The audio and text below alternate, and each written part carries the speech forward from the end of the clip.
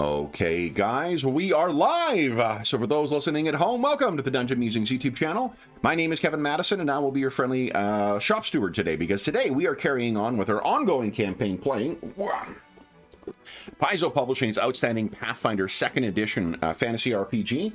And we are playing in our custom setting of the Spires of Paridar, a Coalpunk setting of occult conspiracy, class disparity, and industrial progress. I nailed that without any kind of stumbling this time. So everything else is going to go off the rails for the rest of the session.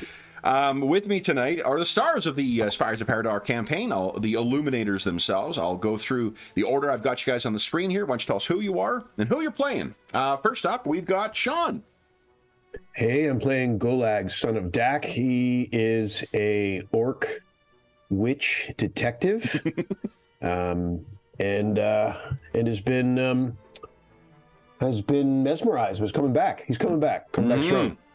Each session, the pause between orc and witch gets more pronounced to avoid my lazy, manwich joke.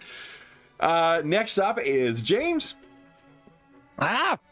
Playing Sally Dumer, the Azar Katie monk socialite. So. Nice. Next up is Ingolf. Hi, I'm Ingolf. I'm playing Basil Rathbone, who's an Isoki investigator. Nice. And last but certainly not least is Darren. Yeah, Darren here. I'm playing Dr. Adam Ersprung, who's an inventor, and he's got his trusty sidekick, Igor. Very nice. Now, last session, guys, was a quite chatty, heavy session that involved you guys attending a soiree. What happened last time? Apart from going to the party. I suppose what I'm asking is what happened at the party. I'm also trying to find which screen I put you on. Just before we went to the party, we did go and investigate the address that Basil had been given. Yes, that's right. Oh, yeah. And we found a locked, mysteriously locked double cellar door in a sort of rather poor area. I think it's related potentially to these patchwork creatures, but we haven't had a chance to investigate that any further. But we did visit there briefly before we went to the charity event. Yeah, and the trap, to give context for Sean too, and just as a reminder in general, the trap in that there's no reason for something to be that dangerously trapped in that neighborhood. No one. It's a working class neighborhood. No one should have anything that they own that would require that much, nor justify the expense of having such an elaborate clockwork contraption to try and zorch any would-be thieves or burglars, I guess. So only we had a small shadow to investigate, but nevertheless. Then we all attended the charity event put on by or arranged by Daphne Lagrange and Annabelle Carrington. Mm-hmm. Met various people there. I met a new man of the church, Father Reginald, who was going to help us, or help me to spread the good word of what I'm trying to do, and hopefully improve relations around the city. Mm-hmm. What was Basil? You found about the Wynn family, didn't you? I was talking to Annabelle Carrington and Henri Daniel first. Yeah, your mysterious man. Yeah, and so they hinted about this city called Dak on the Sea, which seems to be in the relation to the missing ship, and should be interesting to Golag very much. Yeah. Yeah, so the Black Wall ship, mysterious crew disappearance that we haven't looked at for a little while. And all the insurance company money. Yeah. So. Furiously flicking that business card now. Even as I look at the portrait. Yeah. And Sally had a dance with, I'm not even going to try and pronounce that Lord guy's name. Vyacheslav Vasilievich Vlasievich. Yeah, that guy. You can call me Lord Vlasievich. Okay. Yeah, he was involved in the war, wasn't he? He was sort of one of the main. Well, he was on the opposing side during the war. Yeah. Not quite sure why he was here. Really, he was just a notable figure. Mm-hmm. He's a diplomat, right? He's from the other country, and he's a fellow mariner as well. He was goes the one on that the gave sea you on the the top side, and I go on the underside. So He was the one that gave you the information about Dag on the Sea, wasn't he? Yep. Yeah.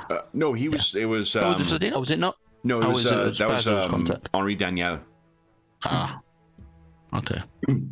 I saw the two together in the chat, so I thought, oh, Yeah. must have been. No, he was. I think it was just me putting the names down for the. But Lord Vlasevich was also had that unusual thing where his eyes were different colors and they changed throughout your dance. Because he's descended from a apparently possibly supernatural being, Yeah. a hag. Mm-hmm. And one thing I wanted to point out too is we did not talk about the name of the belligerent that Paridar fought with. That is intentional. If you think about it, you cannot put your finger on the name of it. It's like, well, it was who we fought in the war. Everyone in Paridar will know what you're talking about, but you don't have a specific. And why would you ever need to turn your mind to that? So that is not a. I just wanted to clarify that that's something in fiction. You talk about them being your adversary during the war in the same way where you don't really talk or think about the particulars of the war. You also don't think about the particulars of who was the belligerent or who the opposing nation or country or whatever it was. And do we get Basil headaches? Fawlty said, don't mention the war. Yeah, exactly. Did it once, I think I got away with it. Okay. So I just wanted to. So we don't even realize we don't think about it. Yeah, It's not something you would think of. Yeah. Yeah. Nothing that would stand out in anyone's mind. It's the way everyone talks about it.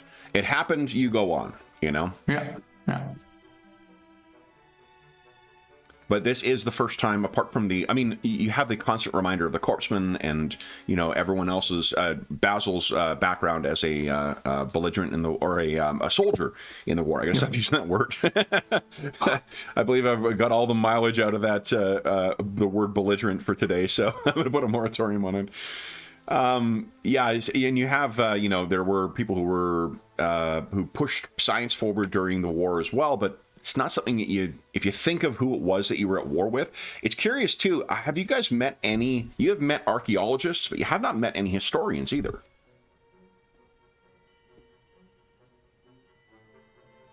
No, I don't recall any. Mm-hmm. Yep. So then what, is there anything else that occurred? So let us just say that Basil talked to how is she called? Lady Green? Dr. No, Green. She's not a lady. Dr. Green. And had kind of a nervous breakdown because of all the things going on here. Yeah, so he expects some kind of major ambush. But that doesn't happen, and that's even worse then. He did have a bit of a good encounter with her, at least at the end, a productive one, because she was fairly standoffish with him, and I think his frustration sort of boiled over, and she kind of, tried to console him. So he has a better standing with Dr. Green, as much as you can with a, government military, research physician. But yeah, anything else you guys recall from it? I know Sally was trying to make inroads with the press, unsuccessfully, unfortunately. Yeah, that didn't work out. Yeah, I'm most disappointed with myself. Getting punched, failed but to make an impression. But yeah, they just did not seem to be. They seemed immune to her charms. She was, as they say, last year's dress. So, I think where our session, unless there's anything else you guys wish to add to bring us up to speed, then what we end with is we hear this sound of an engine, like a puttering steam engine, and you hear the sound as well before you see it of a horn, and we see flying down the street the motorized carriage that Golag so treasures, scarf around his neck, billowing behind, goggles on, and he takes another corner around, and a walking couple, and you have to scamper to get out of the way of his carriage. But don't they know Golag is late for a party? And I think it's outrageous, unbelievable.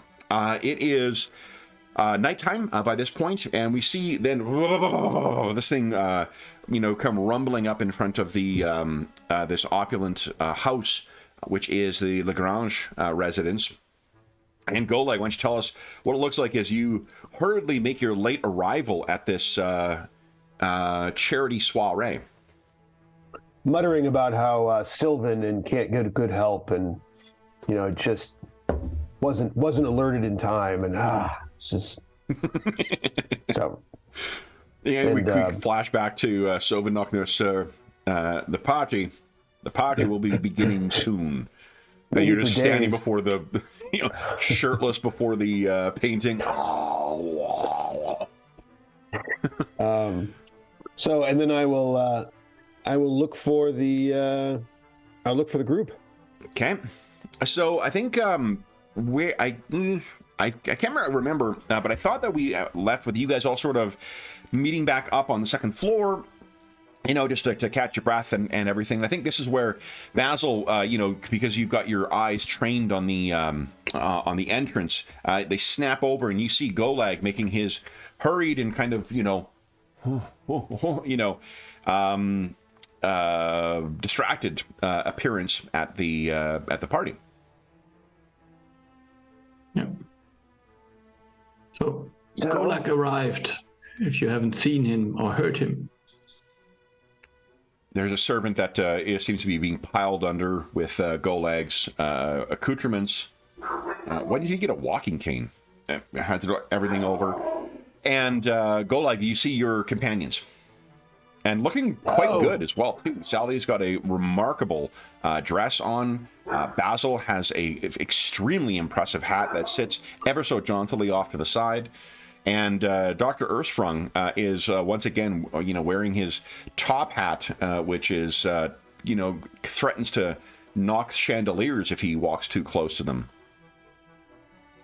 Well, look at all of you. It turns out to be the right move when I decided to let you all establish yourself with the party, but prior to my arrival. He grabs a drink from a to warm up for you. Fashionably late, I believe, is the term. Indeed. What have I missed? What have you missed? A lot of conversation, a lot of mingling.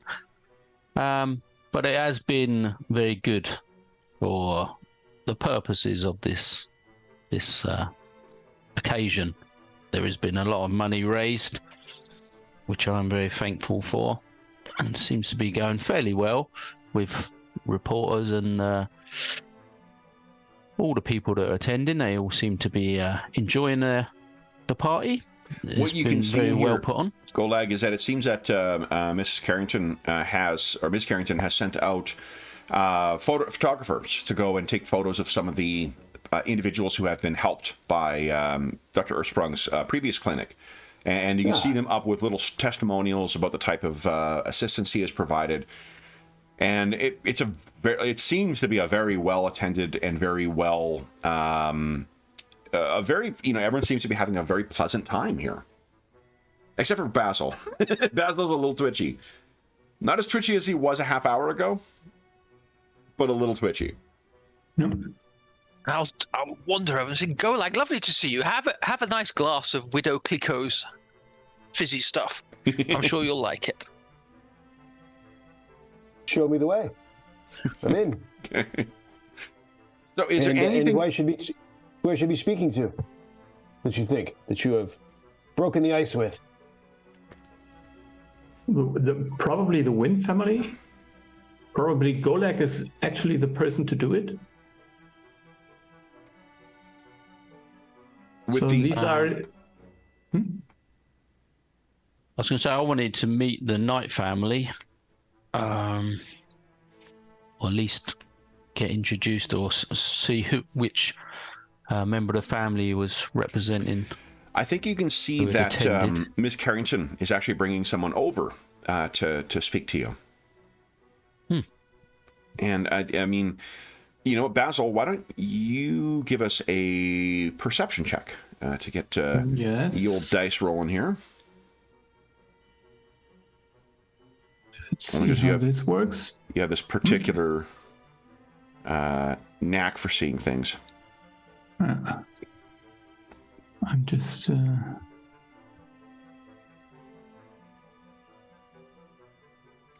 Okay, so there's a young man coming over who looks to be in his... he's probably in his like early 30s, well dressed, like definitely someone of the not the aristocracy necessarily, but certainly an upper class individual. He walks over a long, dress coat, and Miss Carrington comes over, and she says, I apologize for the interruption.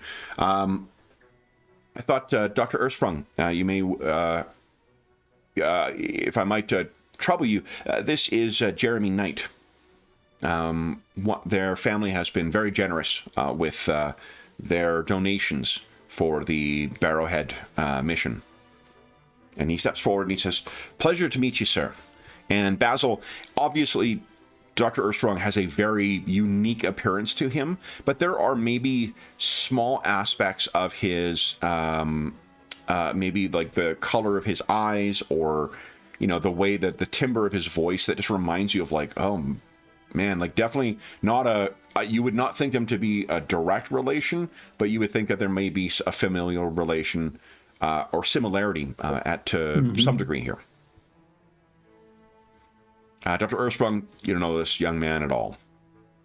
No. I shake his hand, and I sort of look at him and I'm trying to gauge, does he see anything in my face or mannerisms or anything that might sort of catch him off? Why don't you give us a perception check, please? Okay. See if you can pick anything up. Yeah. I think what you see is the faintest hint of, there's a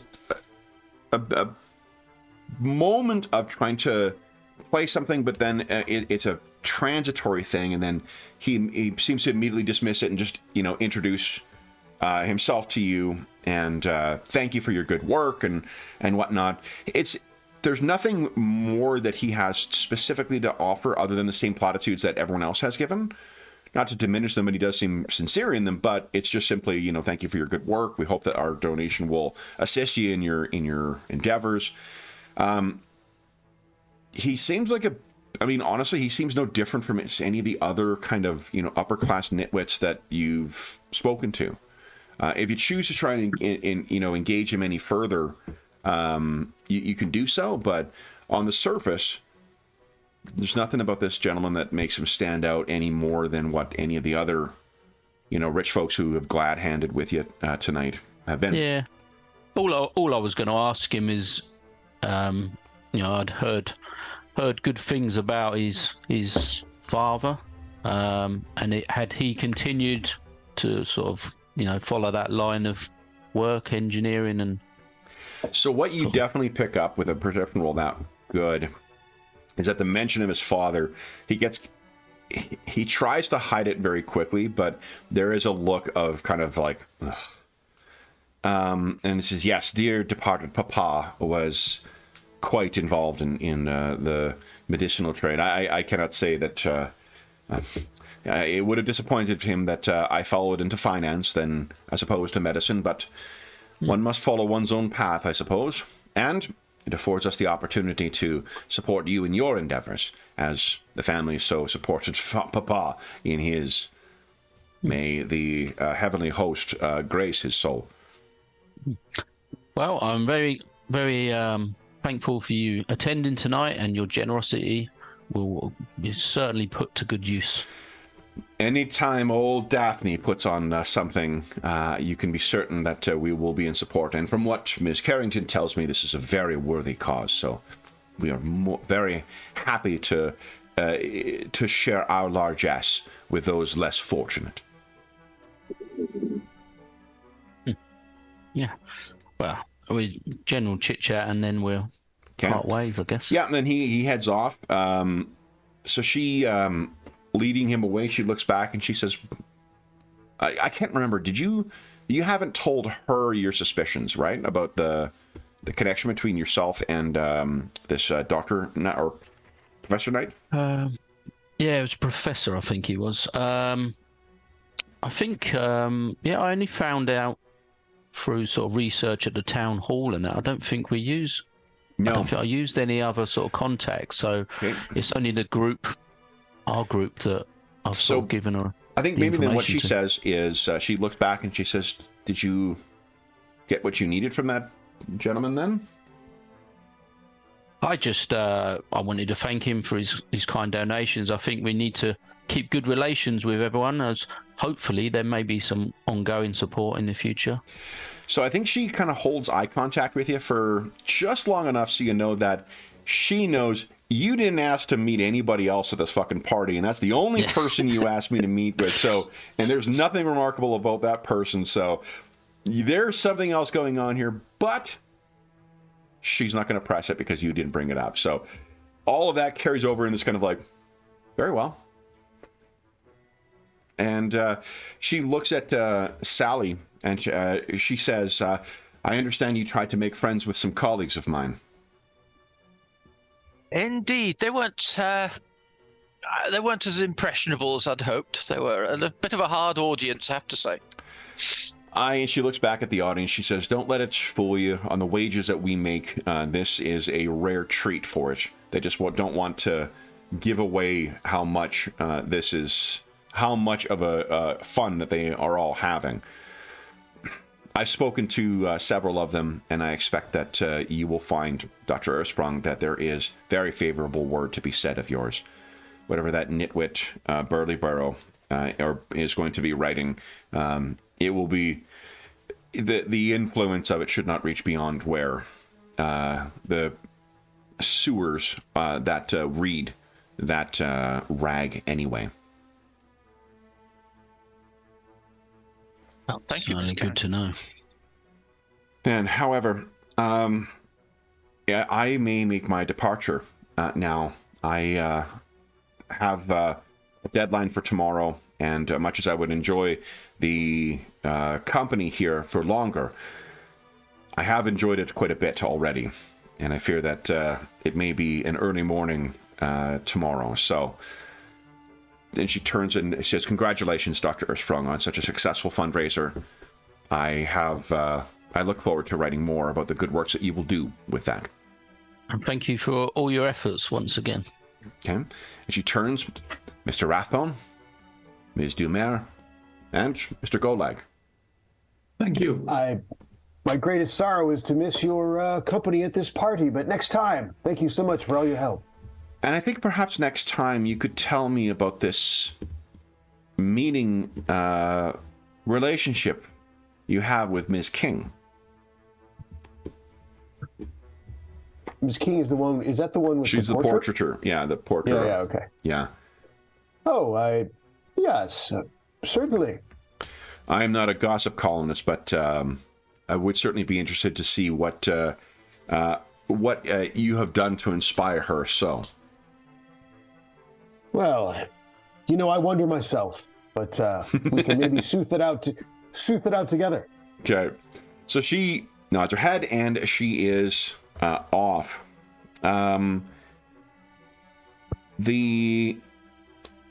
Let's see here.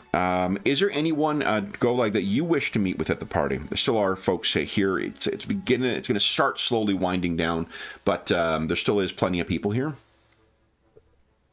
Well, given my arrival time, I would welcome suggestions of who you think I should prioritize in this auspicious gathering.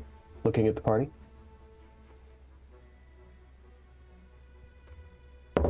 Suggestions? I don't know if there is anyone that's relevant. I assume none of the King family. They said they weren't coming. They sent their apologies. They weren't Too busy attending. painting. Well, looking after somebody. Yeah. Rose, I think. Vesta. Oh no, Vesta. Yeah. Rose is the mother, Kevin? Vesta, wasn't she? That's the... Vesta's the There's a painter, daughter, Rose is the mother, I think. Is that right? Let's see here. Doesn't matter. It's not critical of this. Where's our... Do we have a... Yeah, Faces of Paridar. Here we go. Oh, okay. Let's see. Faces. That is... Let's see here.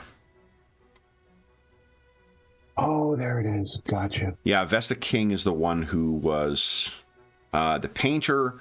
Yep. Her mom... I'm going with Rose, but I could be wrong. Rose King? That could very well be. Let's see here. I don't see her in the list here, but that doesn't mean that that's not right. Zora, I just made it up. That's what I have in my notes. No, then that sounds right. I may have just not added her to the list. Yeah, I don't know. Anyone that all of you have, let's see, either a large donor or Basil, did you say that there was someone that... No, I was thinking of the King family, but that so Adam did this already. So what about the person connected to the ship, or am I making that up? Did you say that there was someone? yes, there is someone, but you don't want to talk to him. What now? And I look for another glass of champagne going by me. Yeah, I think he already has left the party, I suppose. Did you say I don't want to talk to them? No, I'm pretty sure you don't want to talk to him. Do I see? I think Henry Danielle left the party already. He seems to have left, or at the very least, you can't find him in the party. Yeah, I think he's a person on like a little bit like your father, very, very dangerous and very. So everything he tells you comes at a cost. What is this gentleman's name again? It is Sir Henri Daniel. Have I met him before, Basil? No, I don't think you two have met. Or if you did, neither he or you told me. You have not heard of this gentleman before, Golak, no. And he inferred that he knew something about the ghost ship, did he? Well, he just said it would be wise for us to look at this duck on the sea for the ship. And Dag, you would know well enough that Dag on the Sea is it's the coastal community that's about half day by coach up the north up the coast. It's like a seaside community, fishing and whatnot. Yeah. I think I just get a little closer to Golak and says he's one of the underground Izoki people, you know? I see. Some living below, and they have connections. I see. And this is why further communication with him would be ill-advised. Yeah, I mean, you're missing the right kind of whiskers, I suppose. Understood. Very well. There's a little glint in Basil's eye as he says it. I see. What do you think about the veracity of this Dak on the Sea tip? I think it's true, but I'm really concerned about what he wants for this tip in the future. So he's giving you a taste of the cheese, as it were. Yes, that's just racist. You could say so. Yeah. and Golag is not concerned about that at all. It's not even. I see, but that doesn't mean we can't follow this tip. You're thinking that we shouldn't follow it? No. I think we should follow it definitely. But I'm just concerned, and I'm very, very much concerned. Oh, I was very much concerned about this party. It's all too easy, you know. You notice as he's talking and he moves his hat just shifts a little bit like more than it should, like as if there's something weighted at the top. I'll keep talking, but I'm eyeballing the hat. Yeah. So you can tell it's Basil. He's making eye contact about a foot above your head.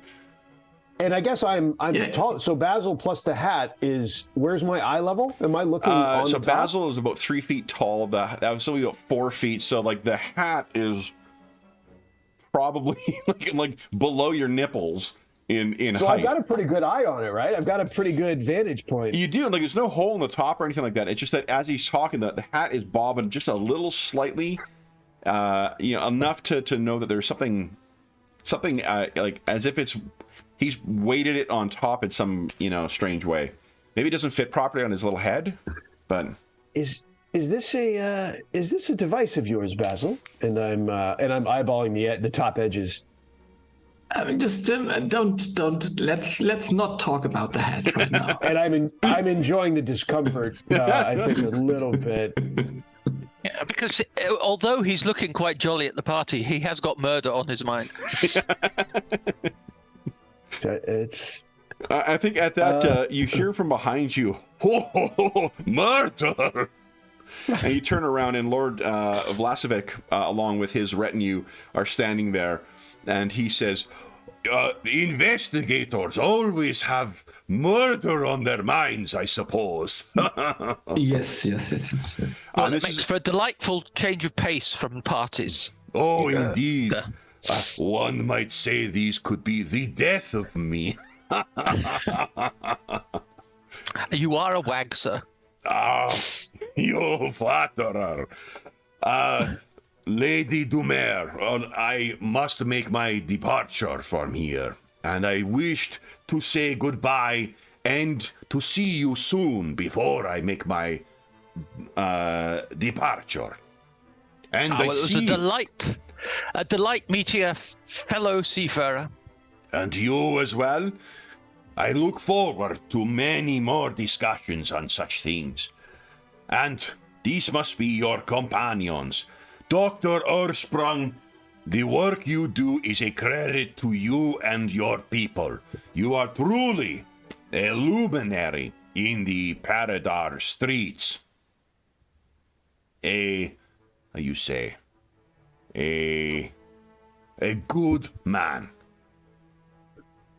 Very kind of you to say so. And he nods. And this guy is a great big, like he's not as tall as Dr. Ursprung, but he certainly comes close to it. Big, burly, great big gray uniform with a bunch of like medals and stuff all over it. A big honey drip mustache that kind of grows down into mutton chops that grows back up into a big, impressive mane of hair behind him. And the unusual thing you see, Golag, is that his eyes are actually different colors. One of them is like a violet color and one of them is a yellow color. And he then says, "Mister, this is the Inspector Rat, yes?" Yes, I am. Very pleased to meet you. And you as well. I have heard such things of you. Very clever, they say. Yeah, some people believe. And you squints at you. You have the markings of the old kind. You are the son of Dak, no? I hold out my hand. I don't think we've met, have we? No. Yes, Golag, son of Dak. You are. I correct. am Guilty Lord as charged. Vyacheslav Vasilievich Vlasivic. I've had too much to drink. I can't remember my own name. You, and he turns over your hand to look at the ritual scarring you've got on there. And he says, you have traveled far, Golag, son of Dak. It's important to see the world, don't you think? Most assuredly. If I did not embrace such a philosophy, I would never have the pleasure of such fine company. He bows elaborately to Ms. Dumer.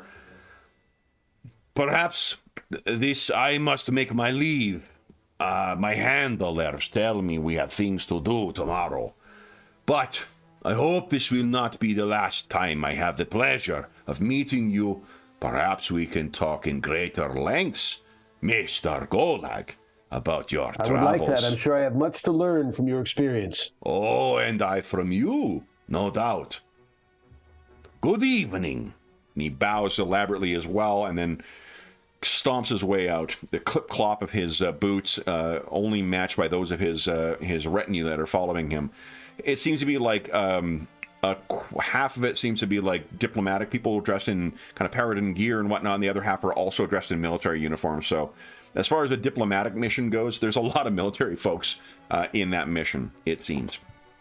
So he leaves, and is there anything else you guys wish to do before we begin winding the party down? No. No? I think so.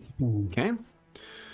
So then the last folks I think that you'd want to say goodbye to would be, or at least who want to say goodbye to you, are Professor Watson Full and Sir Archibald Morgan, who are leaving at the same time. And Sir Archibald Morgan has that troubled look on his face that he seems to always have as of late. But Professor Watson Full spreads his arms wide and says, what a festivity! What a party! Oh, such stimulating conversation and such impressive company. Dr. Ersprung, I credit you, Ms. Carrington, and Ms. Lagrange for putting on such a wonderful charity fundraiser, and a successful one from what I hear. Certainly seems that way. Thank you for attending. I am most grateful and happy to lend the support that I can. I have made from my family, have made a generous donation to the Barrowhead Project, and we are seeing whether there is any additional help we can offer with respect to security at your facility. He looks over at Golag. I understand you've had some trouble as of late, and if the college can assist with that, we will be happy to do so. Much obliged. He nods his hat towards you, and he leans in to you, Golag, further and kind of conspiratorially. You can tell he's a little tipsy, so he's a little like overly dramatic with it, but he leans in on you. And what we spoke of before, I have on good account that my friend Mikola will be contacting you soon. He winks at you as if that means something to you. Does it mean anything to me? Did we? There were a number of topics that you guys talked about, and one of the things he had mentioned was someone he knew who was sort of like either like a vampire hunter or undead hunter or witch hunter or something like that. And he said he would contact you, that you couldn't be put in direct contact with him. I'm trying to remember the reason that came up. Sorry? Prior meeting? He mentioned this at a prior encounter? Do you recall a couple sessions back when you went to visit him at the college? Oh, okay. There was a wide-ranging bunch of things that you talked about there, and I don't actually remember offhand what the specific thing why you wanted to talk to this guy. I think it might have been about the demons. And this was Archibald Morgan, not Watson Full. This is Watson Full, the Watson professor. Full. Yeah. Yep. Okay. Yeah, let's so he see. has given See you a if name. I- Apparently someone named Mikola is going to be in touch with you. All right. Well, I always appreciate your insight, Professor. He nods and kind of playfully hits you in the shoulder. And then Sir Archibald steps forward and he bows. And again, he's got those yellowed eyes as well. And he says, it has been a very delightful evening. Thank you all for including an invitation for me. Relaxing. Miss Dumer, perhaps next time we might enjoy a dance. Indeed, sir. So he bows, and then Watson Fall, seeing that that Archie's getting a little too stuffy, he sort of elbows him in the, or hits him with his cane, and says, "Oh, this one, don't let him fool you. He had a wonderful time, and it's far too long since I've seen him enjoy himself in that. I believe our Ms. Lagrange seems to have that effect on her." And you can hear her laughter. If you look over, she's talking to a bunch of people and has just enchanted a small group of people. He says, then, thank you and good evening. And come on, Archie, let's go. I think perhaps there's still time. I have a bottle of, and he begins talking about, cracking another bottle of wine with him before he wraps up the evening. And they depart. As things are winding down, I think that the advice you've been given by Ms. Lagrange is that, of course, it's rude for any of you to leave before the end of the party. You, Golag, once she gets her eyes on you, Ms. Lagrange will give you let's see here, I think that scaling to your level, I believe it is 5d6 of shame damage that comes from the tut-tutting that she gives you for arriving. Arrival? Yeah. But then she quickly turns it around and introduces everyone to you and kind of makes a big deal of it. So if Golag is feeling his, social butterfly wings need stretching, he was certainly going to get his fill in the last bit of the party. The most sociable of the crowd are the ones who are going to be staying around right to the end. I think Golag's into it. I mean, this is really kind of his thing. I mean, it's a big part of his father's business. You got to have connections. You got to be connected with the right people. So definitely, he's good with it. Is there anything that he, as he's making his way around the crowd, is there anything that he in particular would want to kind of ask about or talk about or anything like that? This is really just an opportunity to make use of gather information if you want to. You don't have to. You can just enjoy himself and to just. Oh yes, first off, everyone gets a hero point before I forget. And everyone, you can just have it, be that he's sort of getting back into the social circles where he has been standing in front of his painting for several days. But if there isn't, go ahead. Go ahead. No, go ahead. I would say that. I mean, some of it is just Sean figuring out what he would want, but I think the ship, so the ship, he feels like the ship has been. Sort of on the back burner for too long. Yeah. Just kind of, so he would, that would be an obvious one. Charity is good and fine, my fellows, but good wishes do not keep the lights on. Would you give us... There's payroll to be met. Would you give us a diplomacy check? I'm going to give you a +2 you because... Pay us? That was out of character. Would you give us a diplomacy check, please, Golag, and we'll give you a +2 from Ms. Lagrange's introductions. All right. Look at that. Nice. So it is definitely on everyone's mind. The what do you call it? When you bring it up, it's definitely still something that people are thinking about the missing ship, this ghost ship coming in. What do you make of that? Are you involved with that? Is that your investigation? No, and there's all sorts of crazy, conspiracy theories about it. They're convinced that that the ship ate them, that it's some kind of like absorbing life force kind of thing. There's others who believe that they were taken, at shore, taken while they were out at sea, and that the ship came back for help as if it was some kind of animated thing, that it's ghosts that none can see that bring it back to demand help. They also are convinced that there's, someone was certain that there was a second ship that has gone missing. that they don't was set out for another port and never arrived. That's first you've heard of it, but it's curious. There's also talk of strange sounds in, like strange sightings in the sewers as well, which is not an unusual thing here, but sea life. Strange. Someone claimed to have seen an enormous crustacean down in the sewers. They were a rum-sodden, homeless person, so that not a lot of credence is put to that by credible things, but they read about it in the Paridar International. They read about that, so it must be true. Okay. Enormous crustacean in the sewer. There was actually a second ship missing at the same time, but never came back. That's what they say. It's first you've heard of it. Okay. And did I miss one other than those two? I think that's it. The other was just sort of color.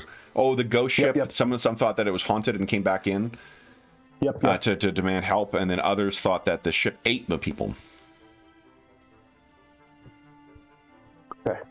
All right. I mean, mimics are a thing in this world, so yeah, that would be very unusual, though. All right. And I think with that, like we're sort of at the tailing end of the party when everyone is everyone down to the last few souls. There's staff that are still cleaning up things, but you guys say your final goodbyes to the last group of individuals. And it is just Miss Lagrange who comes over, and she seems to have been like thoroughly in her element. She has that, I think, Sally, you would know this, it's the look of both like utterly glowing with delight and satisfaction, but also exhaustion. Like she's feigning like, oh, such a chore this evening, but she could tell like she was so in her element for this. 'Twas a réussite, may I say. A grand success. Thank you. I owe everything to the cause. Dr. Ersprung, it makes it such an easy endeavor to... what does he want? And you guys look over, and there is really, apart from some staff that are moving around, there appears to be an older gentleman who is standing in the foyer, and he has his arms crossed, dressed in black, like a dark colors, black or navy. It's tough to tell in the light. He looks like he's probably in his maybe late 50s. He has the look of a professional, clean cut. He's wearing a hat. He's not like a party goer. He's looked like someone who is dressed for an office or for, some kind of business endeavor. He has a leather valise in his hand, and then there is a letter that he's clasped in it on top of it, as if he had, at some point after coming inside, pulled it out and was ready to deliver this thing.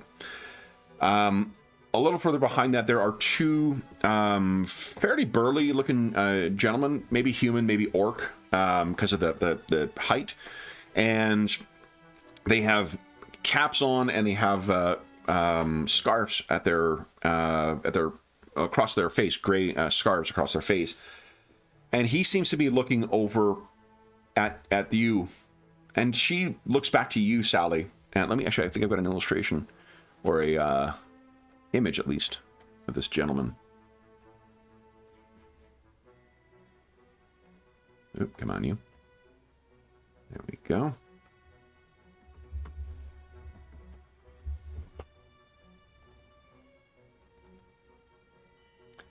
That is what the gentleman looks like. Oop. Well, did I share it? Everything's going nuts. There we go. Small eyes. There we go. And when he makes eye contact with any of you, he takes his hat off and holds it in his hand with the valise and with the letter. And Ms. Lagrange says, "Do you know that gentleman?" Do we? Kevin? Not that I do. Never seen him before, no. No, not at all. Do you wish us to deal with it? We'll see what he wants. He gestures, and she gestures him to come over, and he sheepishly kind of, makes his way over. Would you each give us a perception check, please? You know, let me just. Oh, you know what, guys? Forgive me. Forgot to bring you over to this page. To the party? Yeah, I left you over to the intro screen for that entire time. Okay. Look at that. Oh my gosh, Basil, come on. That's a 6. Basil, you want to spend a hero point on that, or are you just going to trust that your allies will No, I'm just. He's not in his element today. Okay. So as he walks over, let's see, Sally and Goleg and Dr. Earthsprung, I think there is, as this man walks over, you see he spares a look back over his shoulder, and the two burly gentlemen dressed in the top coats and the long top hats and the long coats, they step just inside the kind of the room to be kind of keeping an eye on him. He gives the look of someone who is very, very, very either nervous or afraid.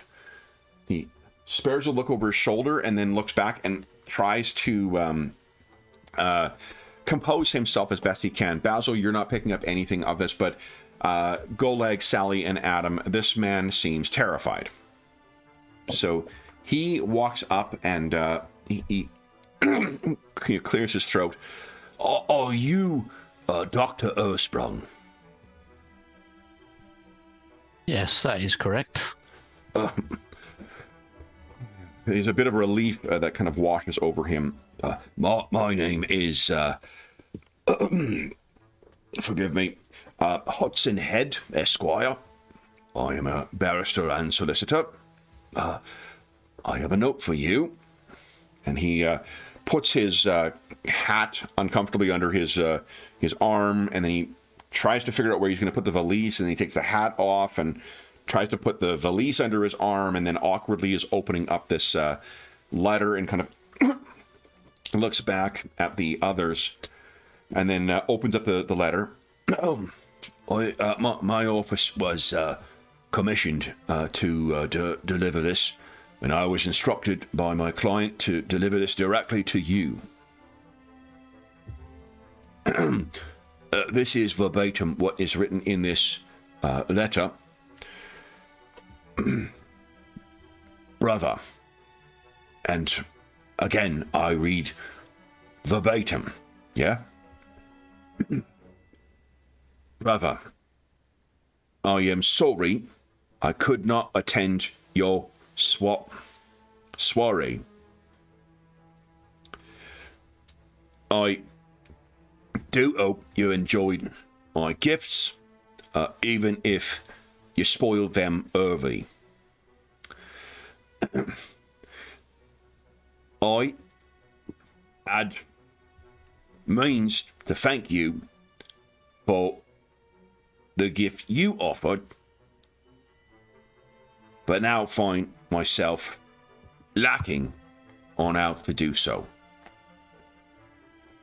Thank you, brother, for making me aware of our younger sibling. Rest assured, I will take good care of him. There is a postscript as well. P.S. Kindly enjoy the additional gifts. And he steps back and looks incredibly terrified and says, I'm sorry.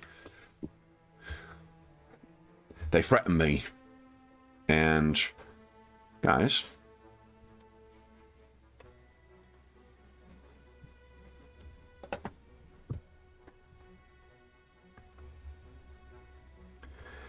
I'll shift pane to get you guys where we are here. Oh, come on, you. Mm-hmm. This is where you all are standing. That is where Mr. Head is standing. He has handed you the note, Sally. Most of this is cleared out. Oh, we don't have one for Annabelle. I wonder if I've got illustration for Annabelle here. That'll be in here.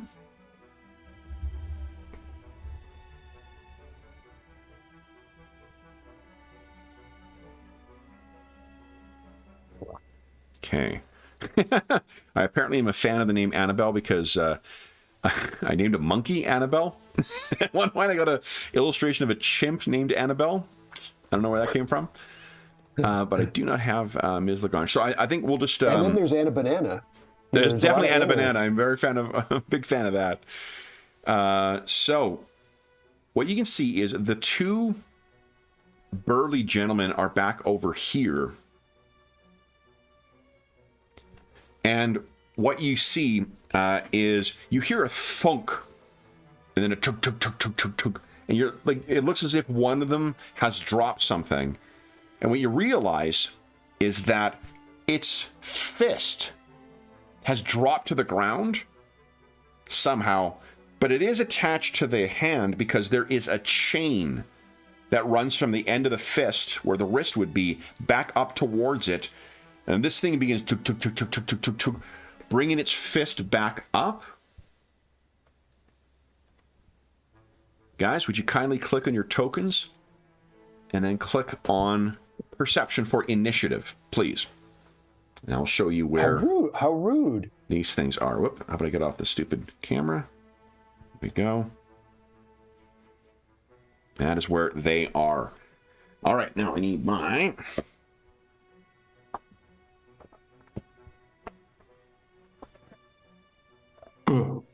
Okay. +7, eh? Let's see.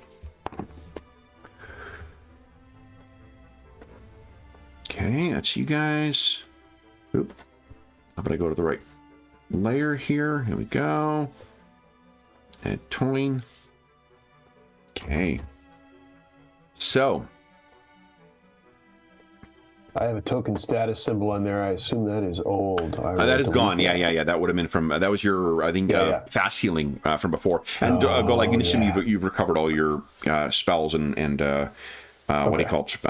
PowerPoints and whatnot. Okay, so then, guys, those things dropped, and from what you can tell, the reason we're rolling initiative is because they seem to be dragging those things up, and they're going to be moving forward. Ms. Dumer, you're up first. What would you like to do? Right. So let me explain the map here, maybe. You guys are on a balcony that goes down about 20 feet to the floor below. Mm-hmm. There's a balcony that looks, we're talking about the balcony where people were talking, that is outside of the room here. The way out is through here, whoopsies, through here and down. That's where they came from. And otherwise, I think that's probably the only place of interest for now. I didn't bother with dynamic lighting because I don't see that really adding much for this particular map. So, Ms. Dumer, what would you like to do?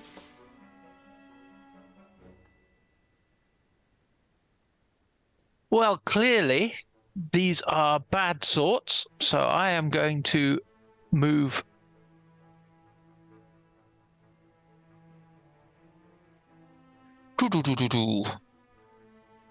Oh yeah, by the way, sorry, it might be easier. The map in the background, the illustration has squares on it, but the actual map does not line up with it.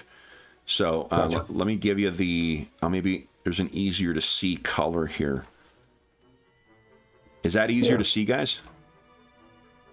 Yep. Yeah. Okay. Yep. Okay. So I'll make it easier to navigate yourself around here. Or maybe that's part of the confusion of the scene. Kevin diabolically. Yes. It was driving me nuts. I couldn't line the things up, and I'm like, come on, man. Like. And in return, we can turn off our mute, and the players we can Echo in the hall. return fire with the confusion. All right, so Mr. Mary, you've got 3 actions. What are you doing? I need to block these guys. So one action, I'm going to scoot down here, Okay. being the swift lady that I am. Then I'll get into my tiger stance and do my hydraulic shield. Nice. Okay. Dr. Earthsprung, what are you doing? I shall send Igor forward. 1, 2, 3, 4, 5. 1, 2, 3, 4, 5, and take up a position by the side of Sally. Okay. Can he hold an action to sort of hit anyone the that way comes you hold in? actions in this, remember you bank 2 to take 1. Yeah. Oh yeah, so I won't be able to do that because he's only got 3 actions. I can't Yeah. give him another action, can I? No, you right now. I think Three's you the can, maximum, isn't it? Yeah. Yeah. Well, he'll just have to wait there. What is this guy doing? This Hudson Head? Is he just Cowering. Cowering where he is. Yeah, he's just, gonna. yeah. Okay. We'll should just- dispire him later. I should just move forward myself then. Okay. Technically, you could have one more action if you like, because you only gave.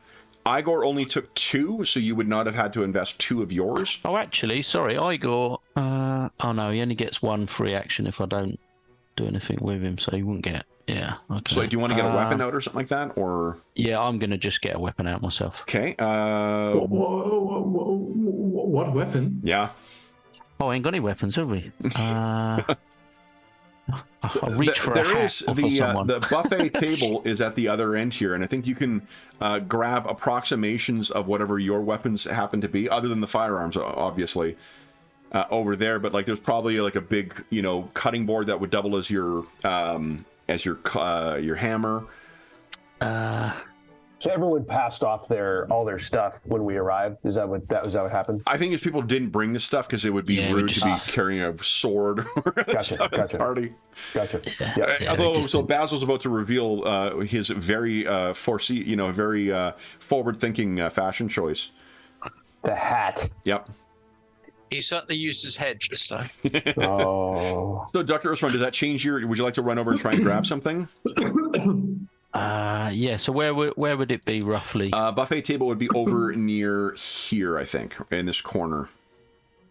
Oh, cool. That's quite far away.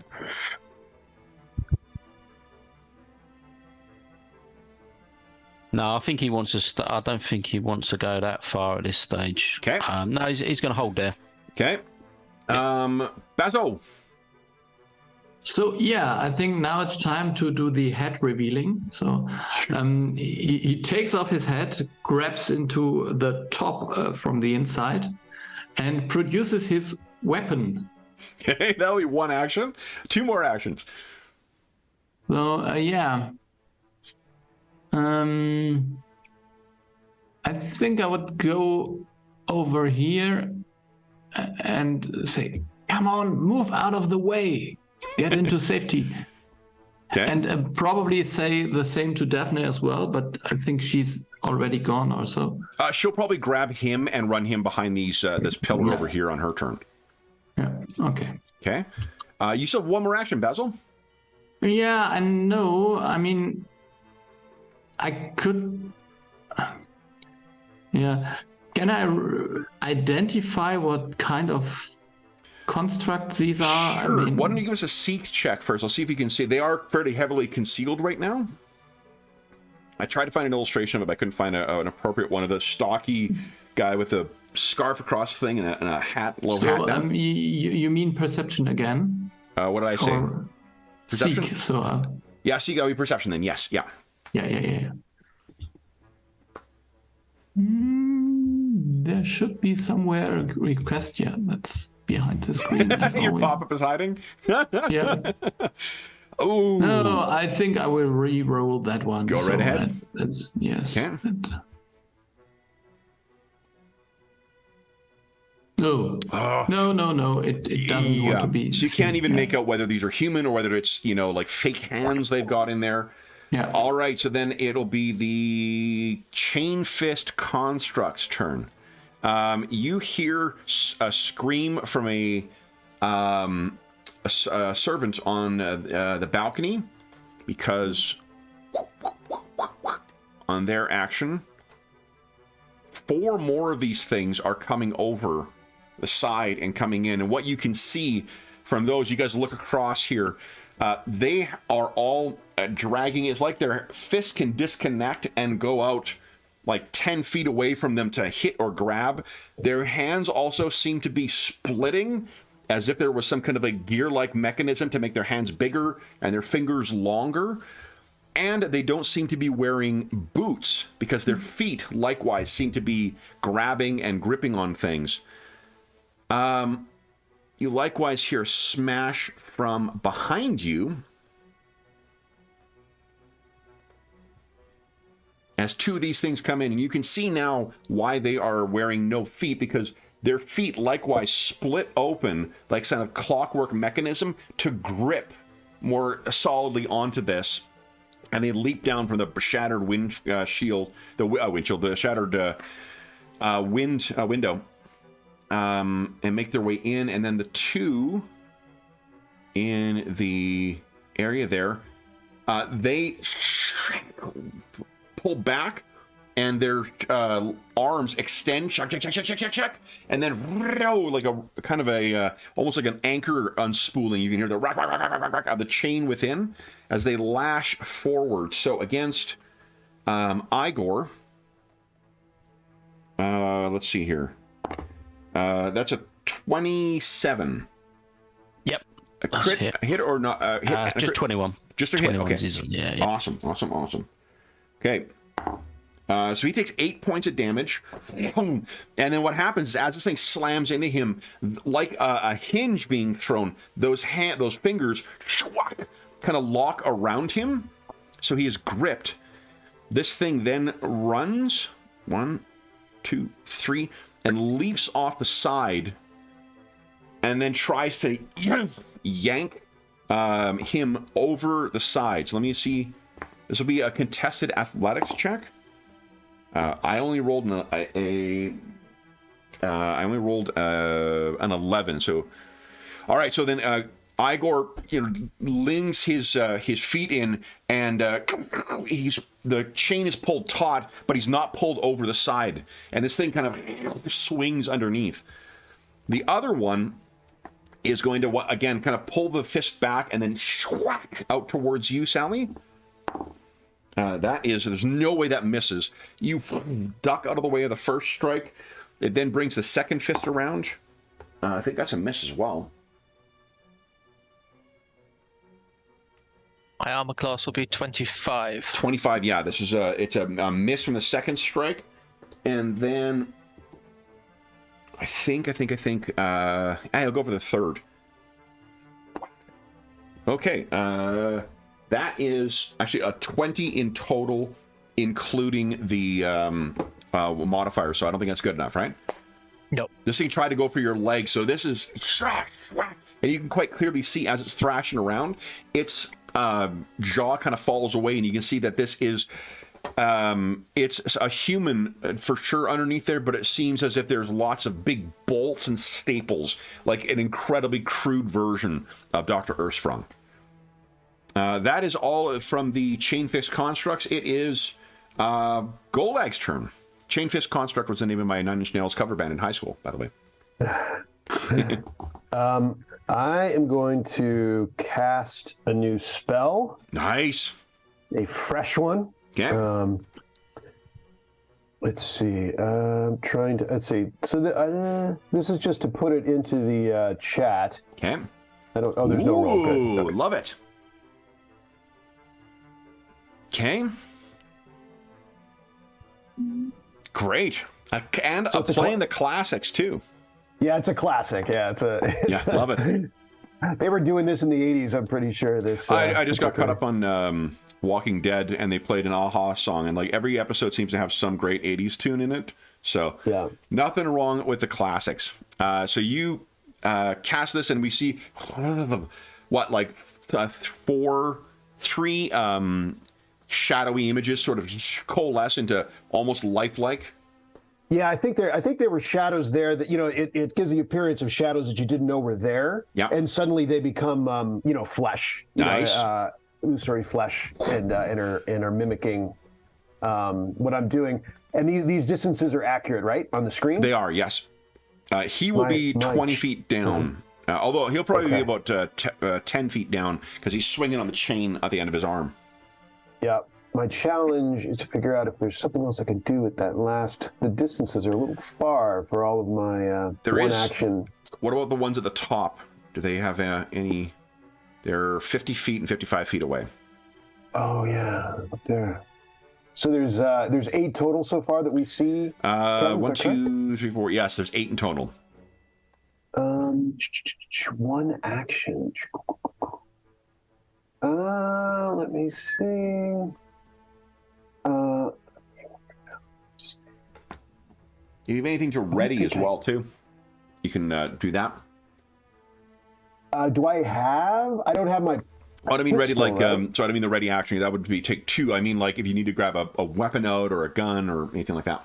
Well, if I have it, I don't know. That's right. Yeah. Right? Because I do carry a pistol, but I don't know that I'd have it. So, Give us a thievery check.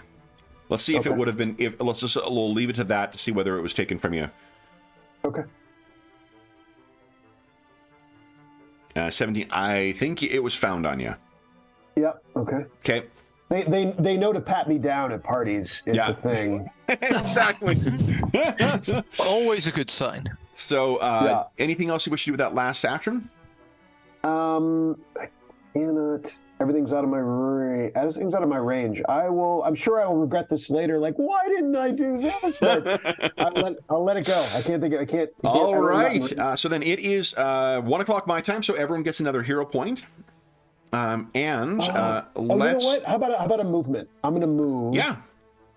I'll move. I'm gonna give myself a little. I'm gonna think as I see those things swirl out. I am going to take a bit of cover. You got it. Okay. In the pillars. Okay. So then, everyone gets a hero point. And then this combat's going to take a little bit. So why don't we take our mid-session break now, and then we'll come back and chain fist it up here. So for those listening at home, we'll be back in about 5 minutes.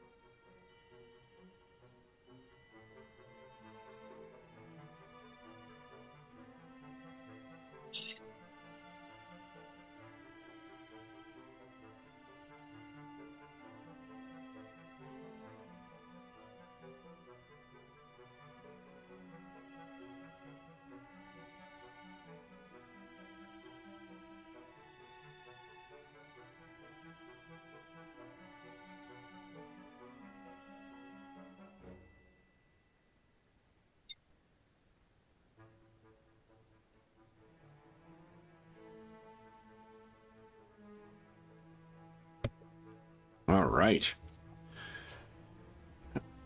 Party crashers indeed.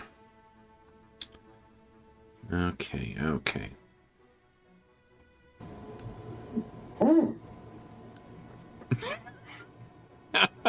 Should we hear echo back on, Sean?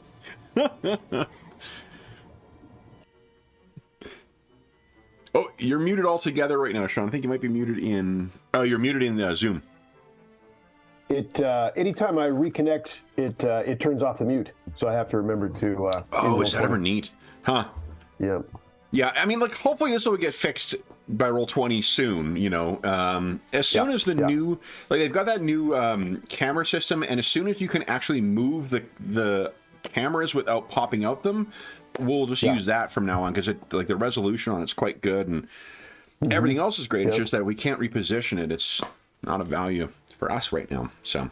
But I'm sure they'll fix it. Let's see here.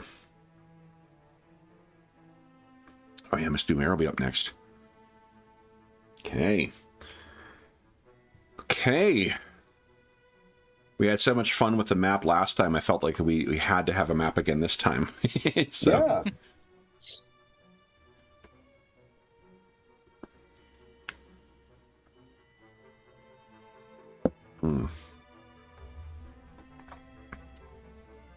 I saw I checked Twitter on the break, and they had an interview with Michael Dorn in connection with Picard, and his reaction to playing the Star Trek character who has appeared the most in Star Trek. And it's neat because he was like he was talking about how he when he initially got the job, he was like, people were asking him like, are you worried about being typecast as being, you know, Worf and is playing Worf for the rest of your career? And he's like, and then I did it. It's like, thank God I felt at the time it was okay. So. Yeah. My favorite character. I don't know, for next gen, I think because the Klingon stuff just had the worst fans before that, I didn't like it by proxy of the doofus fans who would it, but I like his character more now than I did, and having watched through DS9, I really enjoyed seeing what he went through in that. And the guy, he seems like just one of the most pleasant people in every interview he's in too. Just seems like a nice guy and a generous actor. Oh, that's nice. Mm-hmm. No, I was always a bit put off by Klingons, etc. But you know, in the last couple of years, I've had an about face. I think it's because he was the birth of so many bad player characters in role-playing games. Where like, I'm the so-and-so, but I'm good, and I'm also like, I think I also realized early on that he's kind of like the children of immigrants in North America who like they try and, you know, parrot whatever their culture or their family culture is, but it's so exaggerated and so ridiculous that it's like, oh, it's so inauthentic. And that also sort of struck me with his character at first, but it makes sense. Like that would also be a dude who's raised by humans would also be more Klingon than Klingons, right? So there's it's playing exactly the character that it was intended to be. So, and it seems to evolve. Definitely. A bit over time as well. Yeah, definitely. And it's been neat having, it was, what's his name? Ronald D. Moore, I think, wrote most of those Klingon episodes for Next Gen, and then he wrote some for DS9 as well, too. So it was cool seeing one writer who kind of took ownership, as it were, over his journey in the depiction of the Klingons and such. So I like them. Yeah, I like them a lot more than I did as a kid. So then it is top of the round. We're with Sally. Sally, what are you doing? I will step 10 feet and do a flurry of blows into this Okay, so that's one creature. One step to stride, one action to stride, and then a flurry will be one action as well. Go ahead and make your attack rolls. Let's see, checking the armor class. Here we go.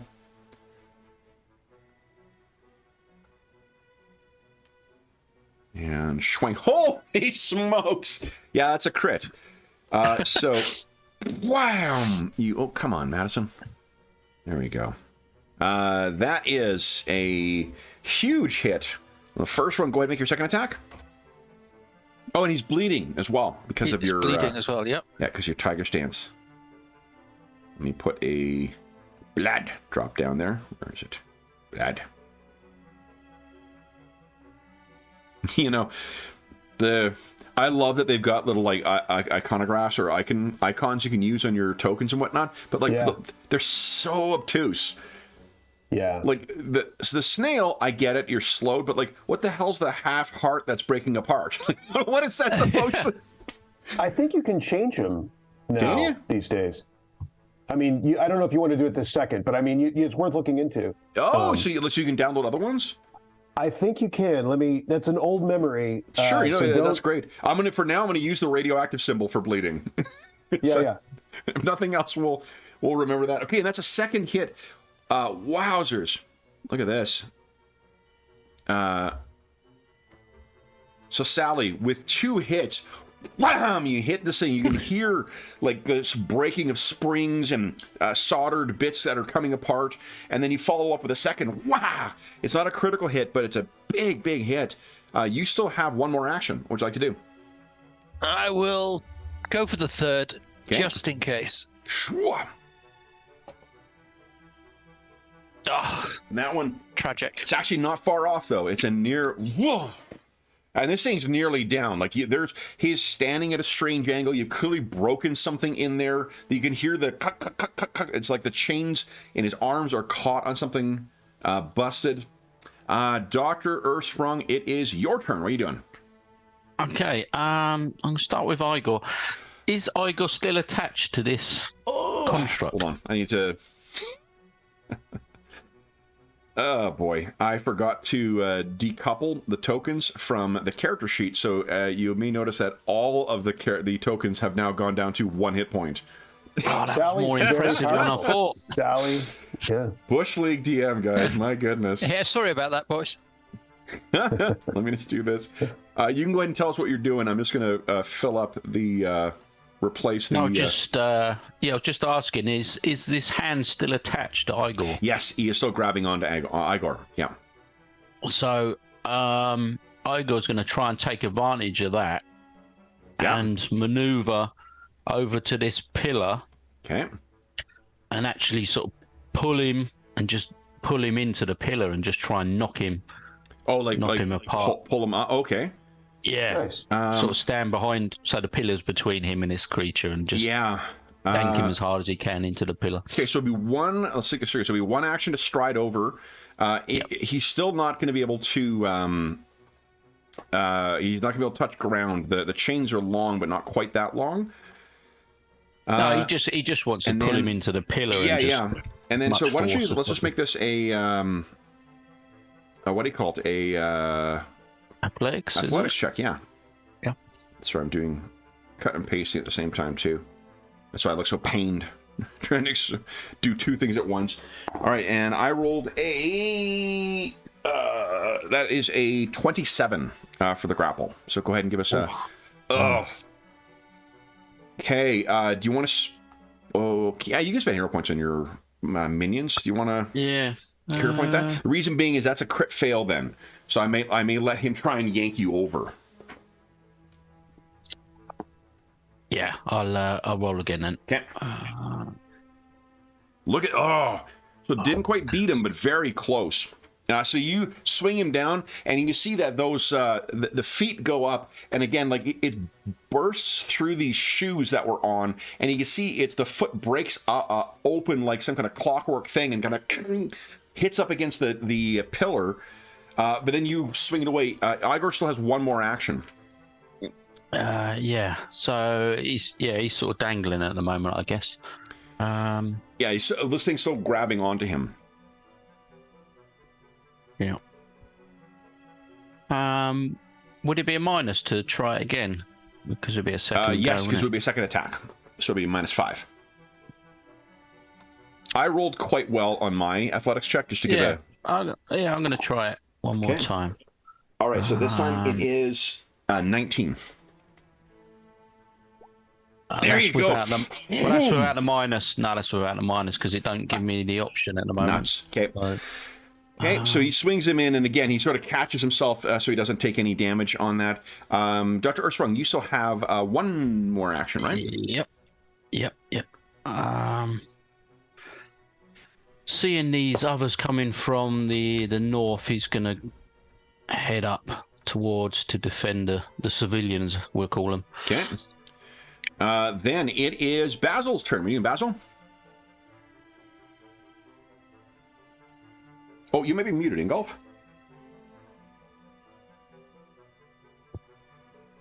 Oh, sorry. Yeah, I see the one dangling here that Igor has captured, or that captured Igor. I can't tell for sure.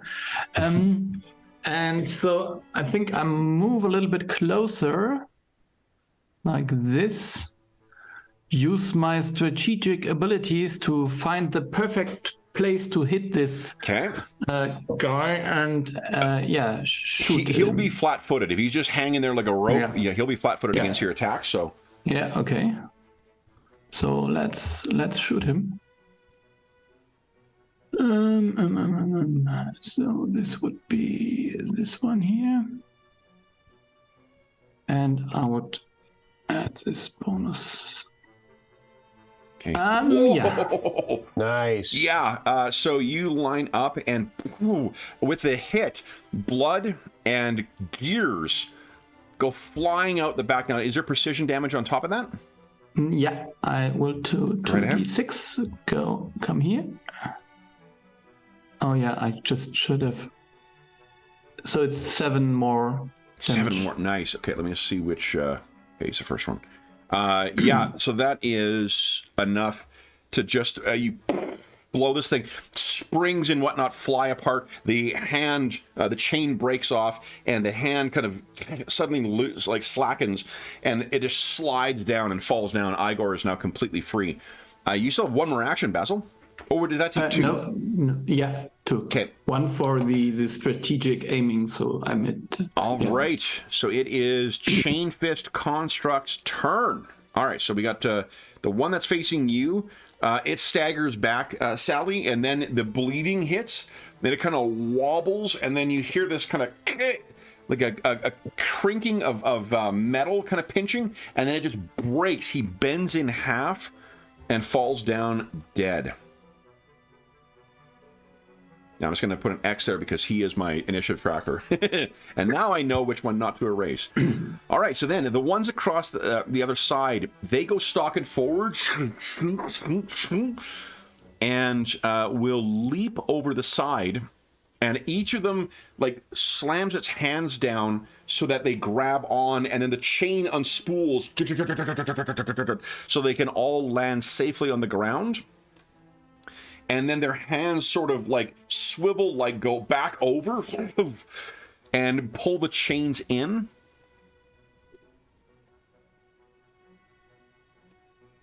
And then they will 1, 2, 3, 4, 5. They're racing across, and you can see they're bringing their hands back as if they're going to try and leap and grab up to the railing where you guys are. And then the ones at the buffet table, let's make a save versus honey sliced ham. Nope, they're good. They're good. And it's dangerous playing RPGs when you're hungry. 5. They're racing forward. And I still have 2 more actions. I need to get closer. One of them starts racing up the wall. Chung, chung, chung. And I can't quite get to Dr. Earthsprung with the other one. 1, 2, 3, 4. And he hops up on the ledge here. And then is going to try and grab Dr. Earthsprung. Jack dice. That is a 26. Oh, yeah. Not a crit, though? No. Awesome. That is 8 points of damage, and this thing has grabbed onto you, and it looks like it's going to do the same thing that it did to your construct. It looks like it's going to leap over the side, and it hits like a warhammer when this thing slams into you. It's not like it's a gentle grab. You suspect that if any one of these things tried to grab like that guy or Daphne or whatnot, like we're talking serious injuries. Golag, what are you doing?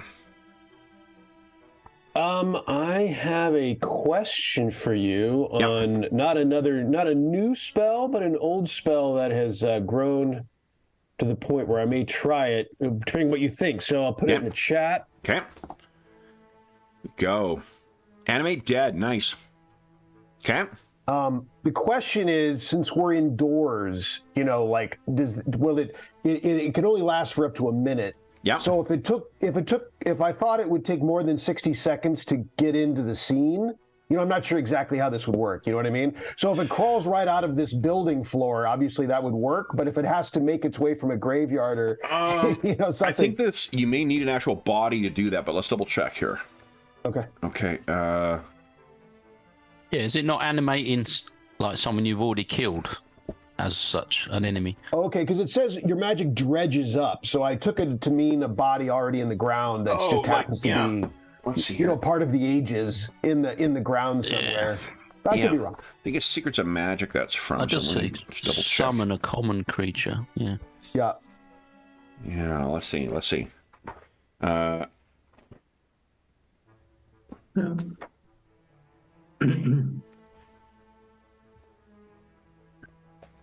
Now, why? Players Guide? Is that what that's from? I can't remember where the. Let's see. Do I have any? Yeah, it was an original spell I started with. So. Yeah, and I think. Here we go. Yeah. Okay, here we go. It's in the player's book. Animate dead. No, it's not like the ritual where you need to have it. So like you can. Yeah, it's sort of like it's magically summoned in the same way that. Like it comes from some place. I don't know. You're the IKEA of corpses. Just get the one in bulk. So yeah, if you want to do that, then you'll have a. Let's see here. You summon a common creature that has an undead trait and whose level is -1. So I think it would be. But I'm casting it at level 3. Okay. It's a level 2 creature. It should be a level 2 creature, I believe. See that heightened third level 2?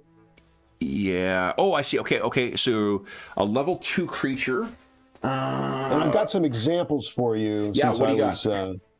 I've got these are all in the Book of Dead. The shred skin, and I got page numbers if you want. But the shred skin, the decrete mummy, the Lacedon, the husk zombie. Let's see here. Redskin. Okay, yeah, it's a level 2. Shredskin's page 143. Does need to be a common undead though. Oh, okay. And I think I'm not sure what that means. Maybe I have the. Yeah, it's the common. I don't know if that has actually a meaning in PF2 for this. There are like spells are common, uncommon, rare. Same thing with magic items, but I don't know. That might just be a just phrasing as opposed to a specific defined term. Right. But yeah, so here's what I was going to suggest: is that's awesome. I love that. If you are going to make use of that, this is my rule for summoned creatures: is that you need to know the specific rules of the monster you're summoning, because we don't want to have things slow down just while you're trying to figure out how to play the monster. But that is awesome, and because of our compendium, I can summon a shred skin, whack, for you, and just give you control of it. Okay. Let me just finish summoning.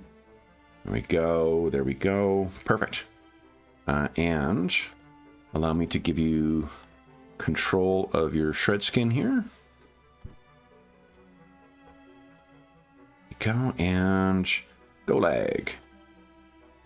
And what I'll do is, as you get more use out of this stuff, I'm going to have a separate section for this here. That will be, let me add a new folder here. That will be, oopsies, come on. Add folder. We're going to call it Golags Necronomicon. And as you try new things out, we'll move more and more critters into there, and then it's just a matter of grabbing the token and dropping it into the game. And I'll put it just above the character tab. Okay, so you have your... Oh, the only thing we need to do is change the... Oh, let's hear it. Everyone, and then we're going to change that to hit points. Voila. Get rid of that. Get rid of that. Bottom overlapping. Perfect. And I'll put down Golags shred skin. That's awesome. Okay, so there you go. Well, we're... Nice. Yeah, there we go. Oh, what's the distance for your summoning? Range 30 feet. So where would you like it to appear? Place it anywhere within 30 feet of you. I will stick it. So this one is. Did you say it's? What is its status? It has got Dr. Ursprung. Not necessarily around the throat. I'm grabbing the throat, but it's grabbed onto Dr. Ursprung, so he is grabbed, and it looks like it's going to try and pull him over the side. I will. I'll put it here. Okay. Okay. You got it. And that's all three. That's all three of my actions. Okay, and you have let's see here. Yeah, can you move your token, your shred skin? Yeah. There we go. Perfect. Outstanding. Nice. So yeah, again, grousing about the what do you call it? The cameras in Roll20. Like, this is the kind of thing that you can't do in person. This is, although I could hand you with my battle cards, I got to hand you out those things. So Yeah. Advantage in person as well. Okay. Daphne is going to push Hudson Head Esquire a little further back to get him out of the way, and then we are at top of the round. So Ms. Dumaire, what are you doing? Right.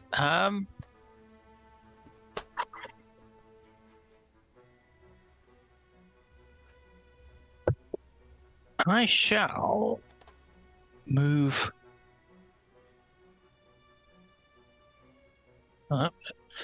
Sorry, pardon me. Let me try and be able to measure it. So I'll move up to here. There's Nice. one move. Okay. That's awesome. I'll add those. I see your the other things you got there, Sean. I'll add those into your Necronomicon between sessions, so they're ready to go. Nice. And then I will move here and then put up my shield. Okay. Kind of. Okay, so you got your defenses ready. Dr. Earthsprung, what are you doing? I shall call on Igor. He's 25. Yeah, speed 25. 1, 2, 3. Remember, diagonals only count as one. Okay. 1, 2. You shall come running in and take a swing with his last action at this, Okay. this Champfish construct. You want to hero point that? Yeah, I'm going to re-roll that. Nice. And say, would it change your mind if I say you get another hero point? Because it's It wouldn't 1:30, make we're in any combat. difference, but yeah. Okay, so that is unfortunately a miss. Yeah. Then it is Basil's turn. Oh, yeah, Dr. Ursula, you have an action as well. Did you want to do anything? You can try and escape if you like. Yeah, what would it be for an escape? I believe it is either acrobatics or athletics against, I think it's against fortitude. Let me see. Oh, that is the worst two stats on my sheet.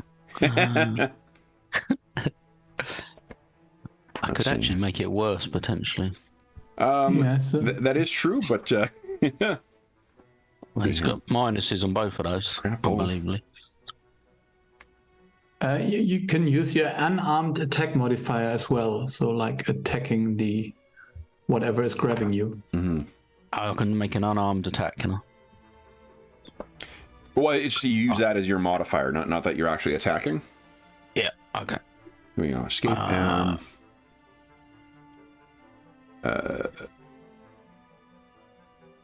It's athletics DC. So this would have been a, let's see, a 19 you're rolling against. So it was athletics or acrobatics against. Yeah, they're both terrible. Okay. What is his bonus? -1. Athletics. Yeah. Okay. I've just seen what his unarmed bonus would be. Be his level. Unarmed fist. Isn't it on your sheet? Yeah.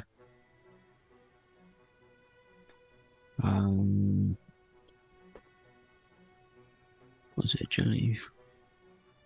+10, is that? It should be calculating correctly. It shows that everyone's trained in unarmed attacks. I'll just roll it, see what it says. Okay. There you go. Yeah, +10. Yeah. So that would be 16 then. Okay. Yeah, so he missed. He failed, but... well, no, that's it. We'll take the second roll, because I think you were just testing out with that first one anyway. Right? Well, yeah, obviously. Okay. And Darren succeeds in his bluff check. So yeah, you knock this thing off of you. The chain retreats retreats back into this thing's arm, and it's it is ready to go. So then it is Basil's turn. What are you doing, Basil? Yeah, everyone moved into the line of sight there, I suppose. Okay. Yeah, I think I would take aim at this construct here. Okay. This one. Yep. Use strategic strike again and try to hit that. So did you reload as well? Oh yeah, I have to reload first. That is that would cost another action. So should I really do that? You did blow the other one apart in one shot. Yeah, come on. I will reload. That's one action. I will use strategic strike and try to hit this one. Okay. So let's see. Yeah. Come on. Big money. No. You want to hear about that? Yes. That would be actually.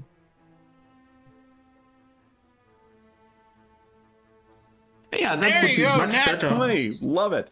Go ahead and roll damage. Or So roll that damage for your...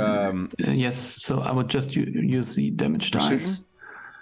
So that would be 12 additional damage. Holy Nice. So you hurriedly pack things back into your second one.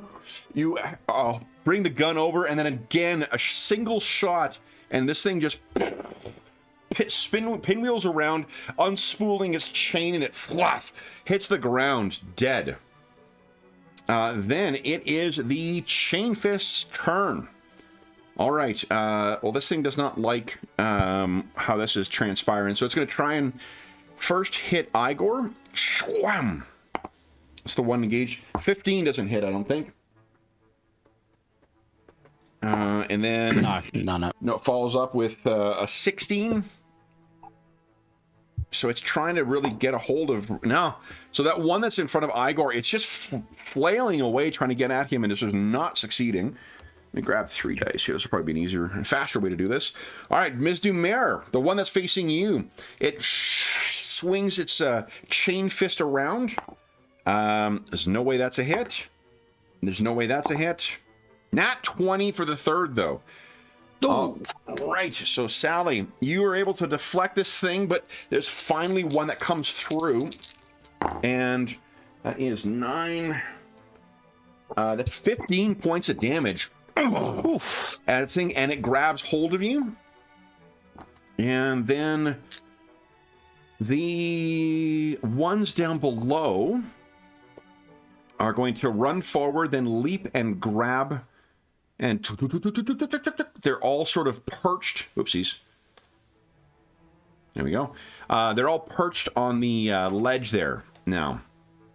And that's as far as they're going to be able to get and not be able to attack this round. So then it is Golag's turn. What are you doing, Golag? Let's see. I'm sustaining the shred skin. Okay. Do you want to deal with the shred skin? Yeah. Right this second. Yeah. And then, hold on. I can't remember. How do summon minions work? Is it like, do they have just... Yeah, I was going to say that to you. You mean the imagery, or do you mean... No, I mean the mechanics of it. I can't remember how many actions that minions summoned creatures get. Is it 2? Okay, yeah, Engulf says 2. Okay, so you got 2 actions. Yeah.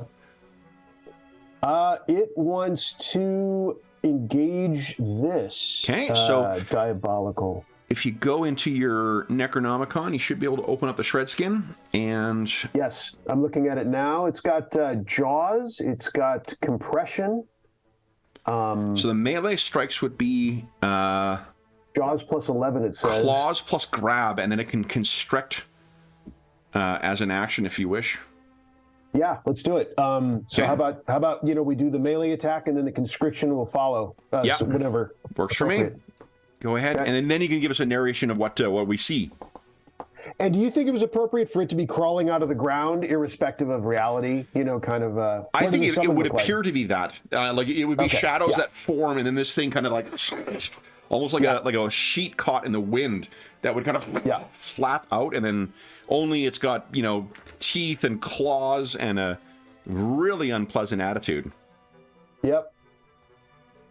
Okay, so I need a roll, right? Yes, you do. Yeah, go ahead. You can click on the first attack from the Shredskin. On a claw, got it. I think this will work. We'll see what happens. Okay, that did. All right, so that is a 28. That is a critical strike on it. So that tears into this thing, and then it has a... I thought that the claw had a grab. Yeah, slashing plus grab. So it is automatically... Ooh, where's my bestiary? And I'd like to think the party is disturbed at first, as all of a sudden this new combatant suddenly appears because Golag hasn't done this before, or at least in memory or whatever. And then fortunately it tears into a bad guy. And it's not like he spent the last couple of days mysteriously locked in his room. So the last action was a successful strike. Okay, so you have grabbed this thing automatically with a successful hit. So then go ahead and click on if what you want to do is constrict it. Does the claw do damage, or should I recorded that? That's already rolled. Oh, you're good. Sorry, We're good. Excellent. And now I roll a constriction type of. Yeah. Just click on the constrict thing. Oh, 4. Oh, it does roll. Okay, so 4 points of damage. DC 16. Okay, so I gotta make the roll for this. I roll a nat 20 on it. So it actually has freed itself, thrown this thing off of it. Maybe like its chain fist sort of like extends out and it carries it. So this thing's wrapped around its fist, which then quickly retreat. But it's still howling in the air and about to go flying back down. For those who, let's quickly show rest of the party what our shred skin looks like here. Yeah. That's pleasant. All right, so that's your 2 actions, and then you have 2 more. Golag, what are you doing? I am. What is Golag, son of Dak, doing? He is. Let's see here. I had something in. I think I will. I'm going to make a telekinetic projectile attack. Okay. On the same one. Okay. And there it is. I think this rolls. Yes, that is okay. So you gesture down at there's. I think it's like a plate. Yeah, there's a serving plate that's on the ground. You gesture and fly towards this thing, and whang, slams into it. And you can see that bits of the skin have been peeled away, and there's like raw, like a very untreated like iron underneath it, not steel like a robot or something like that. It's clear this is a Coalpunk, kind of construct. Then and that is the end of Golag's turn. Ms. Dumer, we're at top of the round. What are you doing? No, I've been grabbed, haven't I? You are currently grabbed. That is correct. So how do I? Sorry, apologies. How do I break free of that? It's a DC 19 athletics or acrobatics check to get free of this guy. All right, let me do that. And let's see here. Grabbed. Yeah, you're immobilized and flat-footed. All right. Well, I'll use acrobatics to get out of that. Easily. There's a quick twist, and it's one of these like martial arts ones that you've maneuvered yourself in a way that they just can't maintain the hold without breaking something. So it releases and retreats back into this thing's body. You have 2 more actions. Flick out there. I will activate the good doctor's ablative armor. Okay. And then I will do a flurry of fists. Nice. Escape does not count as an attack, right? It does. It does. Okay, so this will be attack 2 and 3.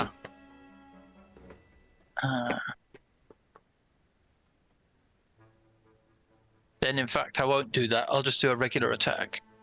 Oh, no, it won't make a difference for the multi-attack penalties. It's just that with flurry, you'll be able to attack twice. Yes, but but I will be at minus. You're going to be 4 regardless 8, because right? Escape counts as 1 attack. That means your next attack is going to be at the 2nd attack. Next attack after that will be at 3rd. Yes, I don't want to do a 3rd attack because then I risk critical missing, I guess. There's no consequence for critical fails for attacks. Okay, let's go. Okay. We haven't been playing with fumbles. Honestly, there's fumbles are just far too easy to have in combat, especially with later attacks. I don't like playing with him in PF2. That is a solid hit and near crit. So you rake across this thing, and you have 1 more attack. Holy smokes! So what does it look like as you take this one down? That slash across with my tiger claws and take off 1 arm and then take off the other arm and then watch it just go backwards. Awesome. All right, Dr. Earthsprung, what are you doing? Igor will start clobbering this one just to the right of him. Okay, the one that just leapt up there? Yeah, just as he's climbing up the balconies and trying to knock him. Yeah, that is a hit. And then he shall try again. Okay. Gonna hero point that? Yeah, I am gonna. Yeah. Okay. Nice, nat 20. Wang. Okay, and 1 more. He's got 1 more. Yeah, action if he likes. Yeah, I mean, there's no point in not doing a 3rd attack. I don't think in this stage. Oh, close. So close. Yeah, but I mean, he really rang that thing's bell. Dr. Earthsprung, you have 1 action yourself. Yeah. If I... oh, no, I'm not quite close enough to that other one. What are you thinking? Oh, yeah, I was going to try and... just try and get his hands off so he'd fall back down, but I'm not quite close enough. I'd have to move over. I will go over there and engage it. Okay. Just so that we can double team on it next turn. Okay. Basil, you're currently 2 for 2. Yeah, I think I would try a 3rd time. Okay. So, reload, aim, and try to get rid of the 3rd one. So let's see. Come on. It's another crit. Incredible. Okay. Go ahead and roll your precision damage. Yeah, so. Not so great this time. Not as impressive, but still Okay, so you managed to get the third one up, and again, you place. I think with you, what you're doing is you're maybe it's because if you worked around Dr. Earthsprung so often, you're just placing those shots perfectly where it's structurally vulnerable places on these things. This one seems to be a little clever. Maybe it's just because it's in closer, it's able to dodge a little bit. So you do you can see there are things malfunctioning inside its body, but not enough to take the thing down altogether. Then is that it for Basil? Yes. All right. Construct time. All right. So first things first, the one that has that shred skin next to it is going to try and shred that skin. Let's see here. That is a 26 against its AC. What is the shred skin's AC? Actually, I've got it right here. I can look it up. Oh, let's see. Shred skin's AC is 16, I think. 16. Okay. So that's actually a crit on the shred skin. Okay. So that is 8, 30 hit points. 14 points of damage on it. So go ahead and Okay. the red bar, like always, is the health, and then it follows up with a second attack. Nat 20 on that. Did you say, sorry, Kevin, 15? That was how much? 16, I think, for the first one. 16? Yeah. Okay. And then the second one is actually only 9 points of damage, even with a crit. Okay. And then the third Still one up. is a miss. Then the one It's facing, reeling. and it is grabbed right now as well. So the shred skin has been grabbed. Okay. Then it is the one facing Igor. First attack is a 22. Yep, that's a hit. Okay. So that is 8 points of damage on Igor.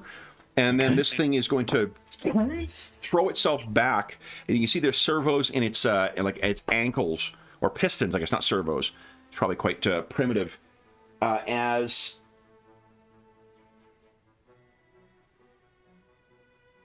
okay, let's see here. What is Igor's what do you call it? Fortitude bonus.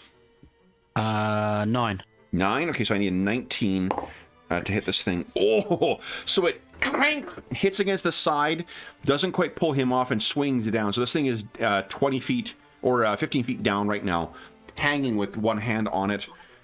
That's it for it. The one facing you, Dr. Earthsprung. First attack is a 23. That's a hit, yep. Hit, okay. It's only 4 points of damage, but it does the same thing. What is your fortitude bonus? Is 12. 12, okay. So it's a 22 I need. And I rolled a 23. Yeah, 23, shit. So this thing throws back, and then you kind of, whoa! You can make a reflex check. Reflex save? Yeah, or save, yeah. Yep. Hold on. Yeah. Check that.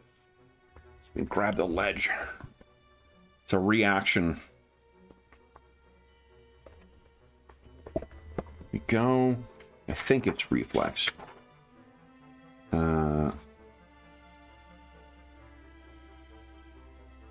Yeah, and the reflex, the target number is going to be a 15 here. So give us a reflex save. Okay. See if we can avoid taking the. Oh, jeez.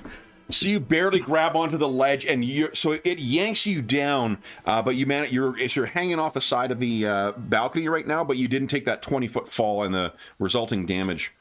Then the one facing you, Basil, is going to do the same thing. It recovers from that incredible shot of yours. I rolled a 19. Is that good enough? To hit me, no. No, nice. Okay, so it leaps, and then the second attack is there's no way that hits. Third one, nope. All right, so it's same thing, trying to get a hold of you and just does not seem to be able to do it.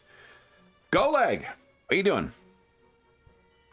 I think that I am behooved to support my shred skin. I am hurling another serving plate, hopefully a nice one, silver, whatever, and telekinetic projectile at. I like the idea it's in the hands of some terrified servant who's like, oh.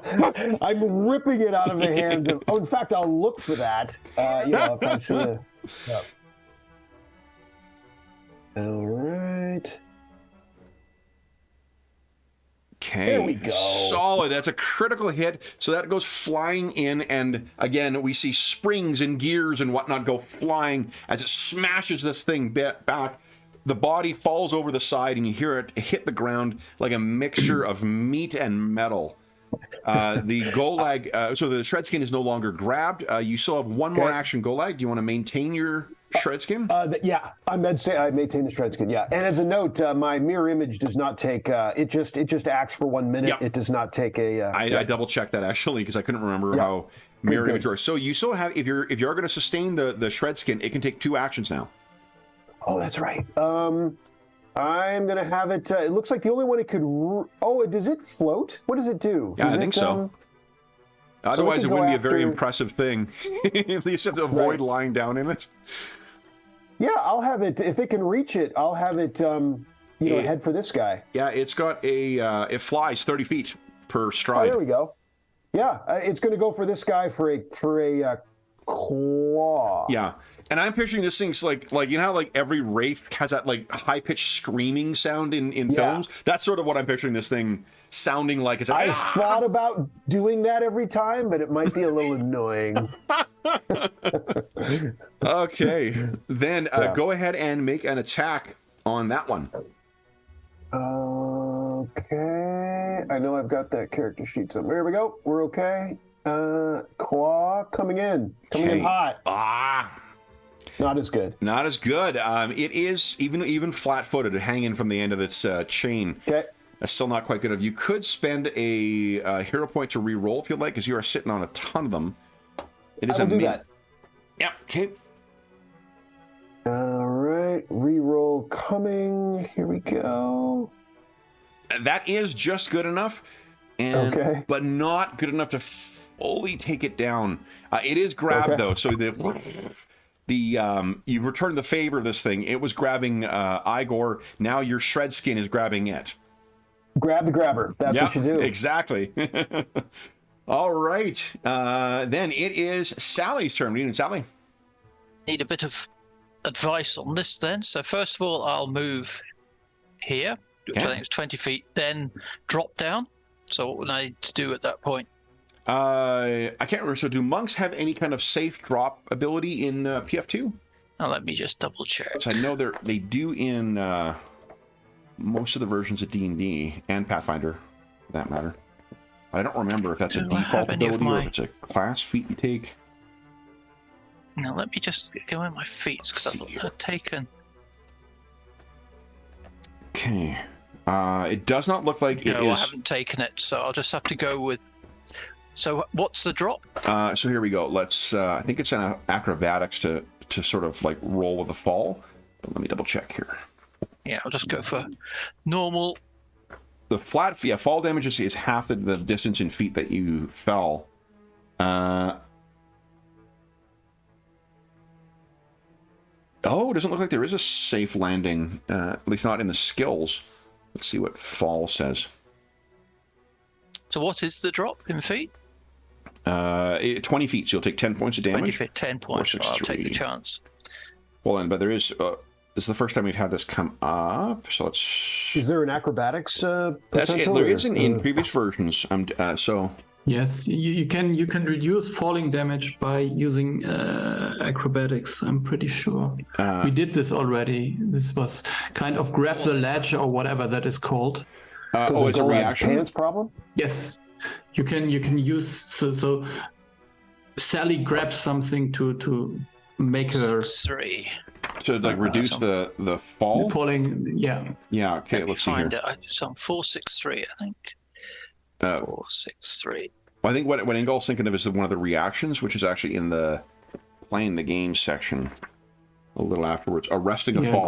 Grab an edge. Yeah, DC is typically 15. No, grab an edge is to prevent yourself from falling. Right. Hold on. Yeah, that's to prevent yourself from falling. Arrest a fall is a fly speed. Because that grab an edge stops your fall altogether. Yeah. Okay. And I don't think that's what he's trying to do. I think he's trying to jump, or she is trying to jump over the side and land. Is that right? Yes. Now there is an action let me for falling on a creature too, which is targeting its reflex save. So if you want to try and like slam into this thing that's hanging off of the side, you can do that. Anna says that sounds awesome. Let me just... Falling on a creature is on page 464. If you land on a creature, that creature must attempt to deflect, says here, a DC 15 reflex save. Landing exactly on a creature after a long fall is almost impossible. This is not a long fall. On a success, it takes... So basically, if you want to damage this thing, it makes a reflex save, a DC 15.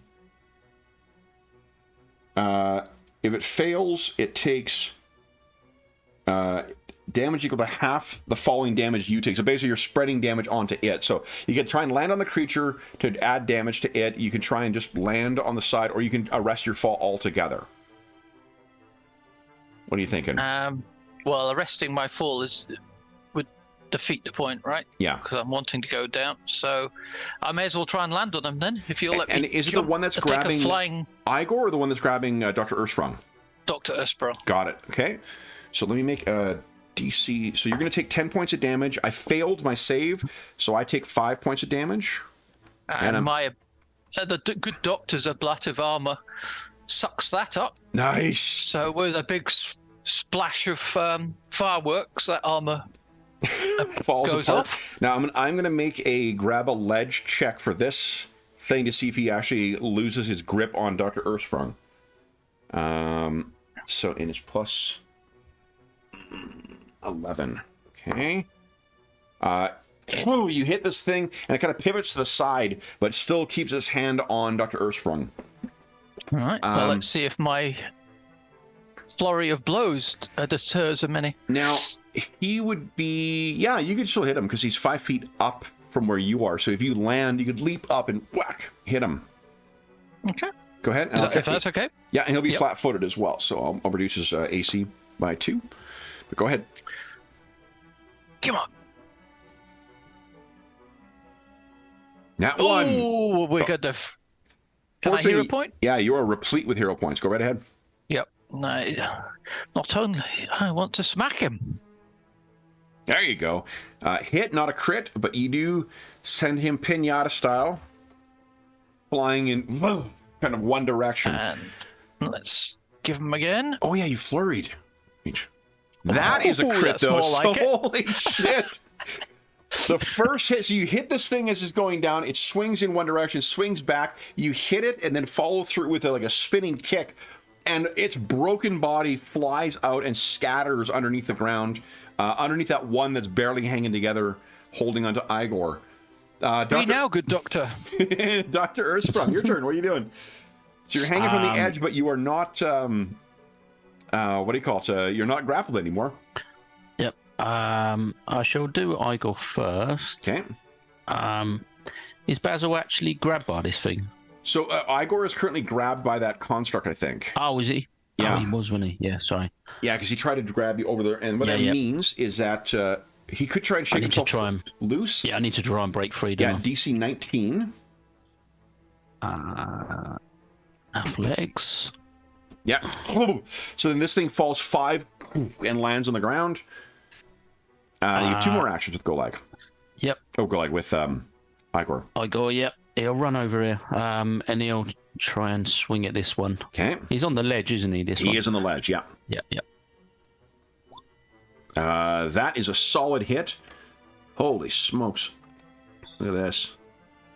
Oh. Boom. You can hear parts of its superstructure break from the impact of your percussive sedation. You have 1 more action, I believe. I'm just going to try and pull myself back up from the ledge. Oh, did Igor? Oh, yeah, you moved. Sure. Because it'll be interesting, why don't you just give us this is a DC 10 athletics. That's still quite interesting for...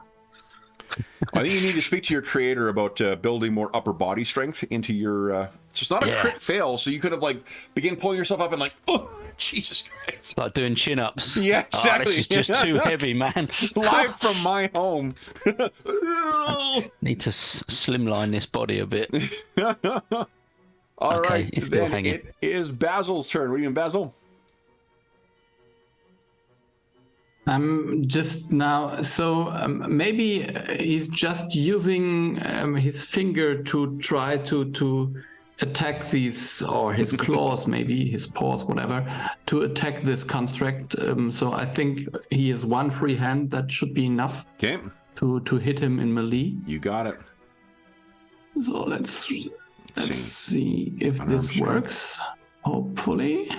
You could do your clever strike with this too, can't you? Yeah, I could, but I won't because you want the extra action. Okay. Yes. So yeah, you see this go over, and I think you like dismissively spin, and it whacks it with your tail.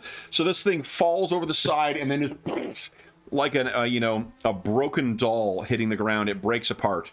You have 2 more actions. Yeah, I would use one action to reload and the last action to aim at the construct here. Go right ahead. So we attack number 2. It is flat-footed, so it'll be easier to hit.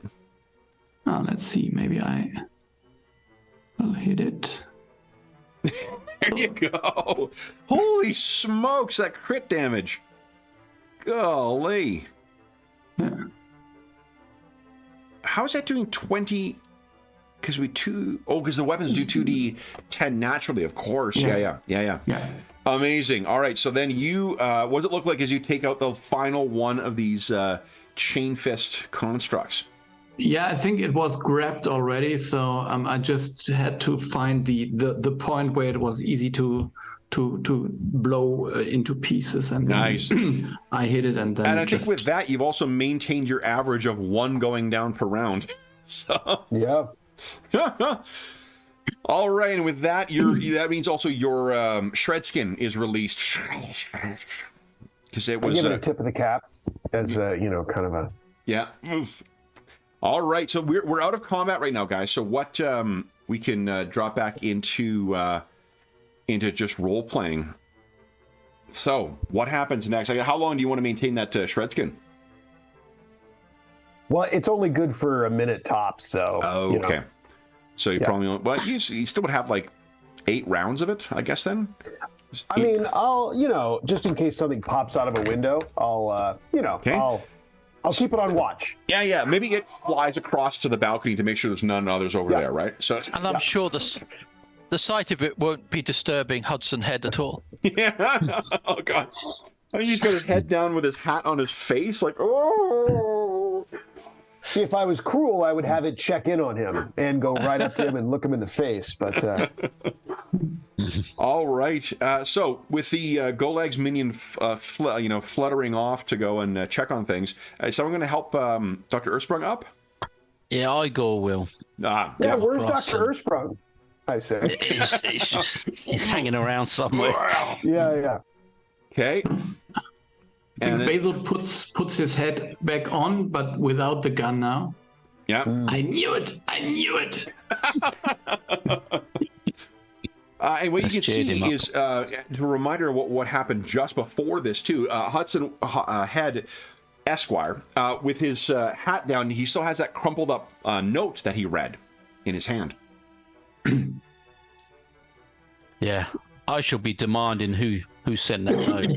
Yeah, and Sally, how do you get yourself back up? Do you just try and leap up and grab it? Or I'll climb up. Can I just climb up it? I think so. I mean, there would be pillars underneath it that you can kind of like, get a running start and walk up a bit, leap and grab, and then gracefully leap yourself over the side. Because climbing's sort of my thing. Yep. Yeah. Okay, so you get up and over. And then, practice dropping from heights. You'll get better at it, kid. I know what my next feat will be. Okay. So you make so you make your way over, and this guy, Daphne, kind of looks up at you, Sally, and it's like, is it always like that? Sadly, yes. Exciting, though, don't you think? You're hurt, Sally. And there's one of these things tore your dress. A little bruised is all. But I am not impressed with the dress. I'm glad I took them down. They deserved it, the brutes. She stands up. Indeed, look at my house.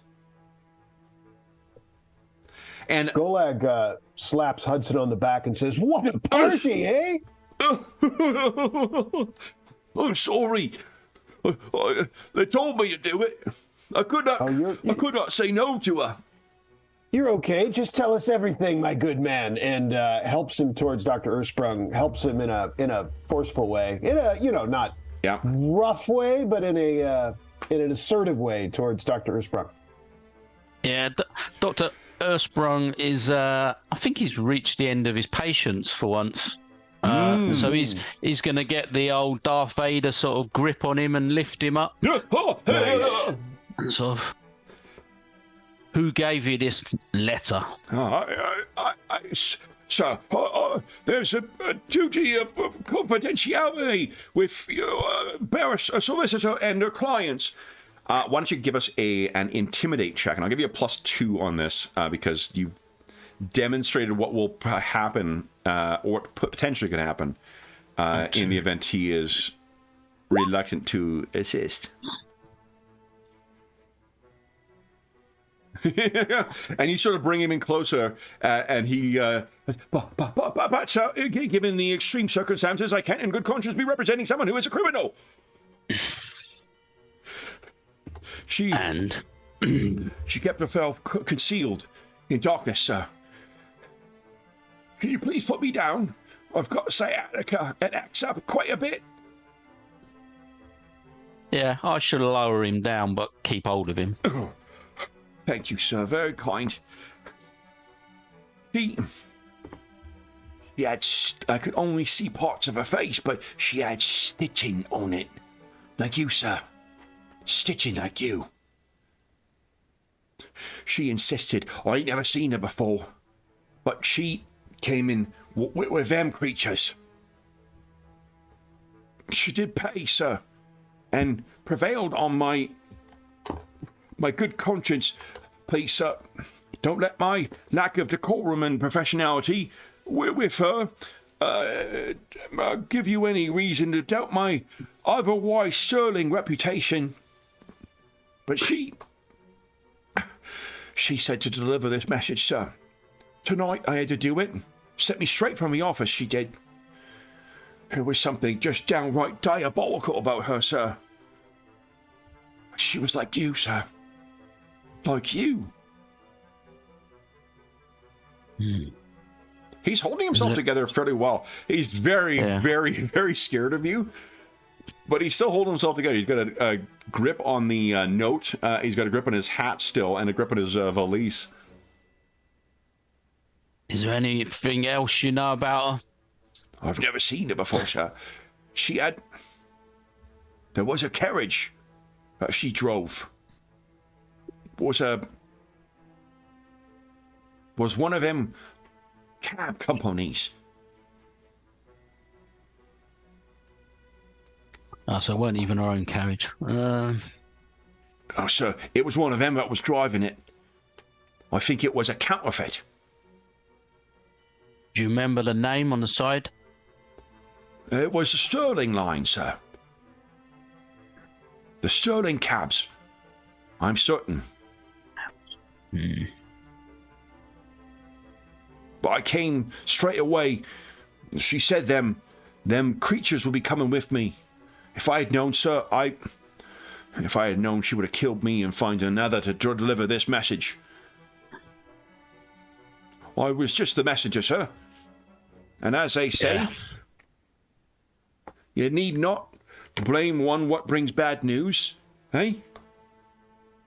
And I sort of release him and sort of brush him off a bit as he sort of calmed down. Thank you, sir. Most kind.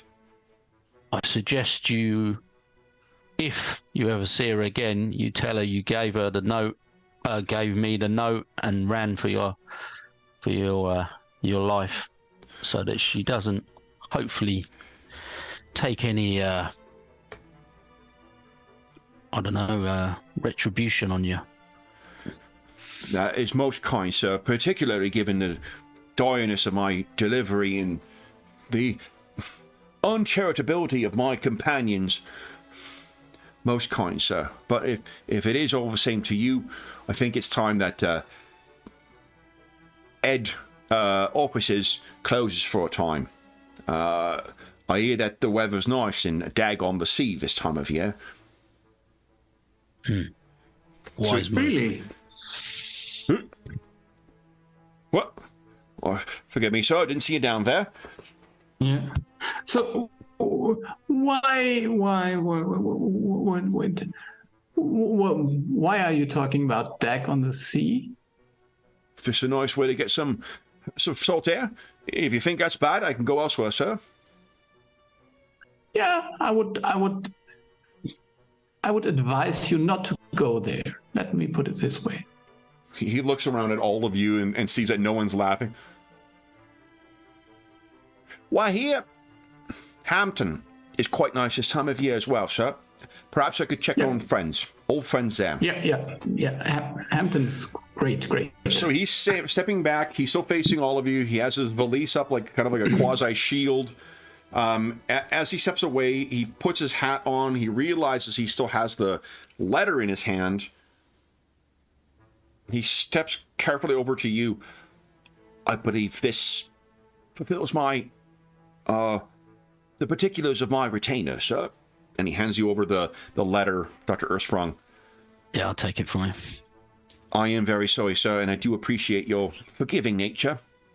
You, sir, what I say, if there is a family resemblance, are certainly the nicer of the two siblings. And he bows to you, bows to Mr. Mir, bows to Golag, doffs his hat towards Basil. I like that hat. And he scampers off as best as he can move. And sure enough, like he's holding his back as he goes along. He doesn't seem to be lying about the sciatica. So, with Hudson Head Esquire departing, it leaves you guys around. And you keep looking at this, and I think the phrasing in the letter that your eyes likely fall on, Dr. Ersprung, are that I will take care of him. Yeah, that's exactly what I was just about to say. He suddenly sort of takes a breath, sort of glances down at the letter, and then remembers how he'd read it out. And he turns to Golag and everybody else. I need to get to Dr. Raycross now. Yeah. And he starts running out towards the sort of carriage. Yeah. Golag's car should be. Okay. So the rest of you guys, Dr. Ersprung is racing out. Seems like Basil is quickly in pursuit. He is slow, so you'll probably catch him up. Yep. I'll run after. Okay. So you all pile into the carriage, and then Golag once again gets the things on. And there isn't a squealing of tires per se, but there is a bit of like a stuttering as he suddenly puts us into a higher gear. And whoa! Tell us what's going through everyone's mind as you're racing across the city through the winding, fog-filled streets of Paridar. I think Golag's just trying not to hit anyone, and he's yelling, "Where are we going? Where?" That kind of. You can see there's like. You come racing up behind a carriage, and you're trying to like you go out of the lane to try and pass, and another one comes by, and you're like, oh, out of the way. Well, of course, the horn. There's got to be a solid horn that I'm laying on right now. Yeah. And so when you dive out of the way of another cabbie's like maniac, and then you get around and past that one. Okay. What about Sally, Basil, or Dr. Ersprung? What's going through your mind right now? What preparations are you doing, if anything? So, Golag, did you by any chance have your guns in the trunk of your car? I I don't know. What do you think, Kevin? I don't really even have it's not unreasonable, but it might not have happened either. So I think it's your call. If you think Golag would have done that, I think that given the amount of troubles you guys have had with things, there may be a open up the seat and there's storage in there, and you could grab your everyone's kind of gearing up Predator style as you're getting ready to. Yeah. I definitely think the carriage would have such a right. Okay. Yep. So I'll grab it as we're.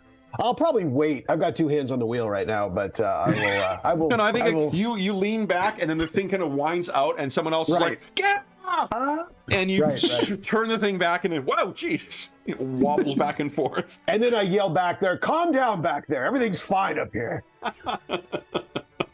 This also fits with him having absolutely no training in driving and thing. Right, so. right.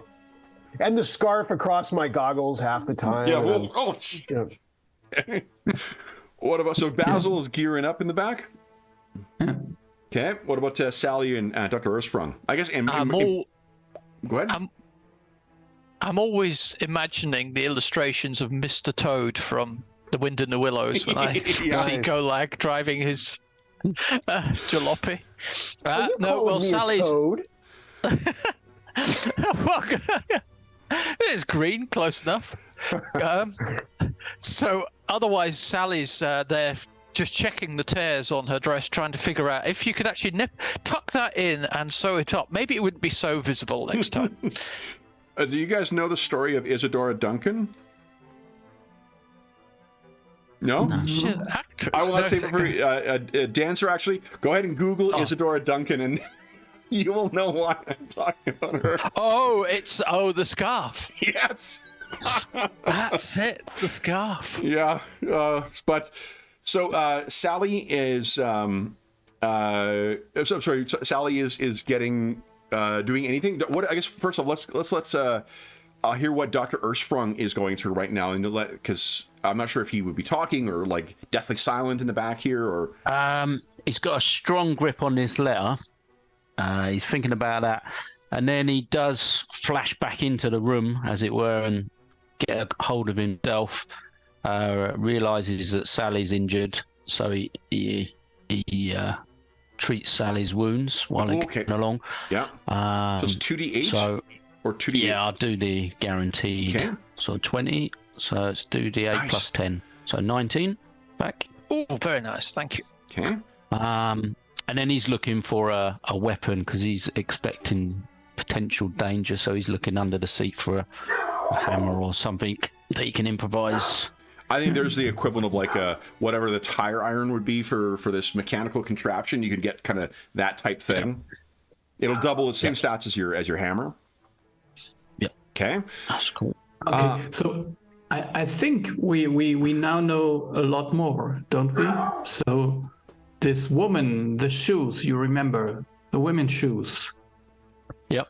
Yeah. So it seems like you have a sister, Adam. That's what it's all pointing towards. What was the shoes? I yell back. What was the shoes? As I'm trying to get the scarf out of my. What shoes? Chekhov's scarf. Oh. The footprints, the woman's shoes, the footprints on the. When the church was burned down. Yeah. Yes. And the private. What were they called? Yeah, the victim had been stomped. Well, firstly, there was some female footsteps at the scene of the fire, I think, and then we set up a temporary sort of medical, I don't know, tent and things for any sort of victims and injured people. And then during the night, they tried to frame Dr. Ersprung for attacking one of these people that were calling them all sorts of names throughout the day, and there was some female footprints with a big, sort of Dr. Ersprung footprint who had actually like squashed this guy almost. So they tried to frame me. So we thought at that time it could have been a woman that was tied up in all of this because of the footprints, the female footprints at the scene of the crime. And I think you missed it actually, but not this previous session, but the session before, I went to the coroner's where we were attacked by those patchwork creatures, and a number of the organs inside of the bodies actually said, what was it? It was "Hello, brother," was carved on the organs. So if I ever opened up these patchwork creatures, so we're thinking that this woman could be my sister. Or patchwork sister, I guess. I see. Brilliant. Get out of the way. And now we're traveling to see if little Adam's safe at the Dr. Raycroft's, because he was left with him. Okay. But there's one thing still puzzling me. So she does not know about, or did not know about, the small Adam before. So No. there's someone else involved still. So I think she could be the amateur patchwork sort of maker, if you want to call it, rather than the expert hand that made myself and little Adam and potentially her, I don't know. It seems like this, yes. Mm. Anything else transpire before you arrive at Dr. Raycroft's residence? I think so. So I think I put down my hat just to keep it safe. It was a good hat. back in the what do you call the bench? Yeah. I'll see you soon. Then what we see is once you get into Dr. Raycroft's neighborhood, it's quite slower, but we see this thing race up and kind of slide to a jerking stop outside of Dr. Raycroft's residence. The large sprawling, building or mansion, curiously, has no lights on, in spite of the hour. And it seems that the front door is ajar. And we will see what our heroes will do in 2 weeks' time.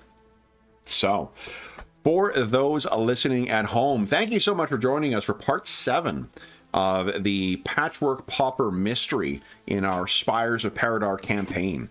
As is always the case, if you have any comments, questions, or concerns regarding the session, the campaign, or the game we're playing, please don't hesitate to leave a comment in the comment section down below, and I'll endeavor to reply in a timely fashion. There is also a link down below in the description of this video to the Dungeon Musings Discord server, where we have channels dedicated to this game, this campaign, and every other game we run on the channel, for the most part. In addition to a bunch of other great channels like Finding a Group, or information about conventions, or deals of the day at our Drive-Thru RPG, or just general conversation. There's tons of great people that are over there, and you are more than welcome to join us. There is also a link down below to our friends at Noble Knight Games. Noble Knight Games is the preeminent unionized retailer of hard-to-find and out-of-print RPGs in North America. And not only do they have an amazing selection of new role-playing games, board games, and card games, they also have an unmatched selection of hard-to-find and out-of-print RPGs.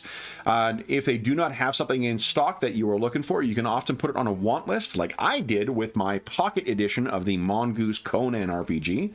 And when it comes in, they will send you an email, and then you can feel free to pick it up.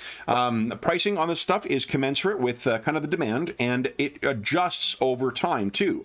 What I had just arrived today was a couple books for my Ars Magica 5th edition collection. One of those had originally been priced much higher than what it was, than the cover price.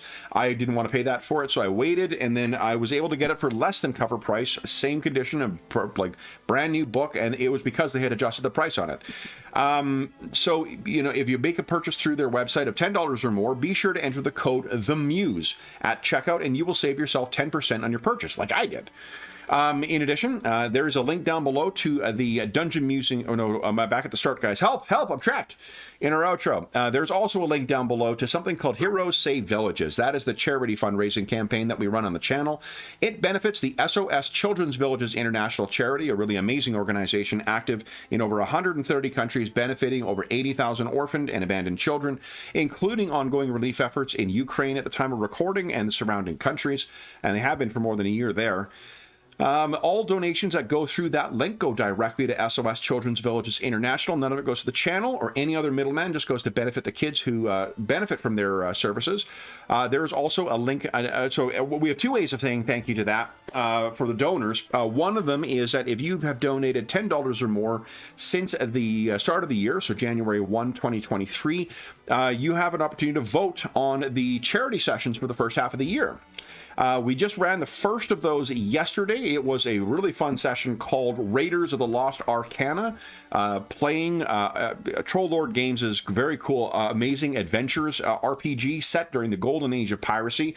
And all the elements of that campaign or that adventure were set up by the donors. If you donated $10 or more since January 1, head on over to the Charity Initiatives channel on the Dungeon Musings Discord server and cast your vote for what our next session will be, because voting is ongoing right now for what our next session will be. The donors will not only have a chance to vote on what era we're playing in, what time period, what game we're using, there are also going to be opportunities to make connections between our last session. This is all part of our year-long Year of Ill Omens campaign, and each of the 6 sessions we'll be playing throughout 2023 as part of this charity campaign will all have connections to one another across space and time. In addition, if you donate $25 or more, then every $25 you donate gives you one chance to win the grand prize or one of the other great prizes in our next charity raffle, which will be at the end of June. June 2023 is when we'll be having that next raffle. The prizes so far include a chainmail dice bag made by our resident armor smith, Dave. There is 2 copies of the Degenesis Rebirth Edition box set that I've picked up and I'm donating. So there's 2, the game is out of print right now, so 2 brand new boxes of or slipcase sets for those, and there's also an opportunity to play with us. We have one of the sessions, one of the prizes we're offering this year is something we used to. If you win that prize, I will write and run a session for you, and we've got some players from the player roster who have agreed to play in that game as well. We'll record it. It's not going to be streamed, but we will record it, and you'll have a copy of that for perpetuity as well, however good or ill that goes. And yeah, so not only do you get a chance to win some cool gaming stuff and to help out to potentially play with us, you also get a chance to vote on the Year of Ill Omens year-long campaign, and more importantly, you get a chance to help out some kids who really could use some help. Because again, none of the money that goes to that donation goes to us or any other middleman. It just goes to help out the kids who benefit from their services. The last thing I will say is a huge thank you to our stalwart illuminators. So, Sean, James, Ingolf, and Darren, thank you so much for playing today, guys. I am so glad you got to beat the hell out of a bunch of mechanical things. And Ingolf, this may be Basil's single greatest showing in combat so far. Yeah. So congratulations on learning everything that Hannibal Ducard had to teach you about gunslinging. So then we will be back in the streets of Paridar and find out what awaits in Raycroft Manor in 2 weeks' time. Until then, we hope that we gave you a couple of hours to take your mind off of the troubles of our world and think about the troubles that our heroes have been uncovering in the course of their celebrations at this charity event. As is usually the case, it ends in bloodshed and gunfire. But until we see you again, stay safe, stay healthy, and happy gaming.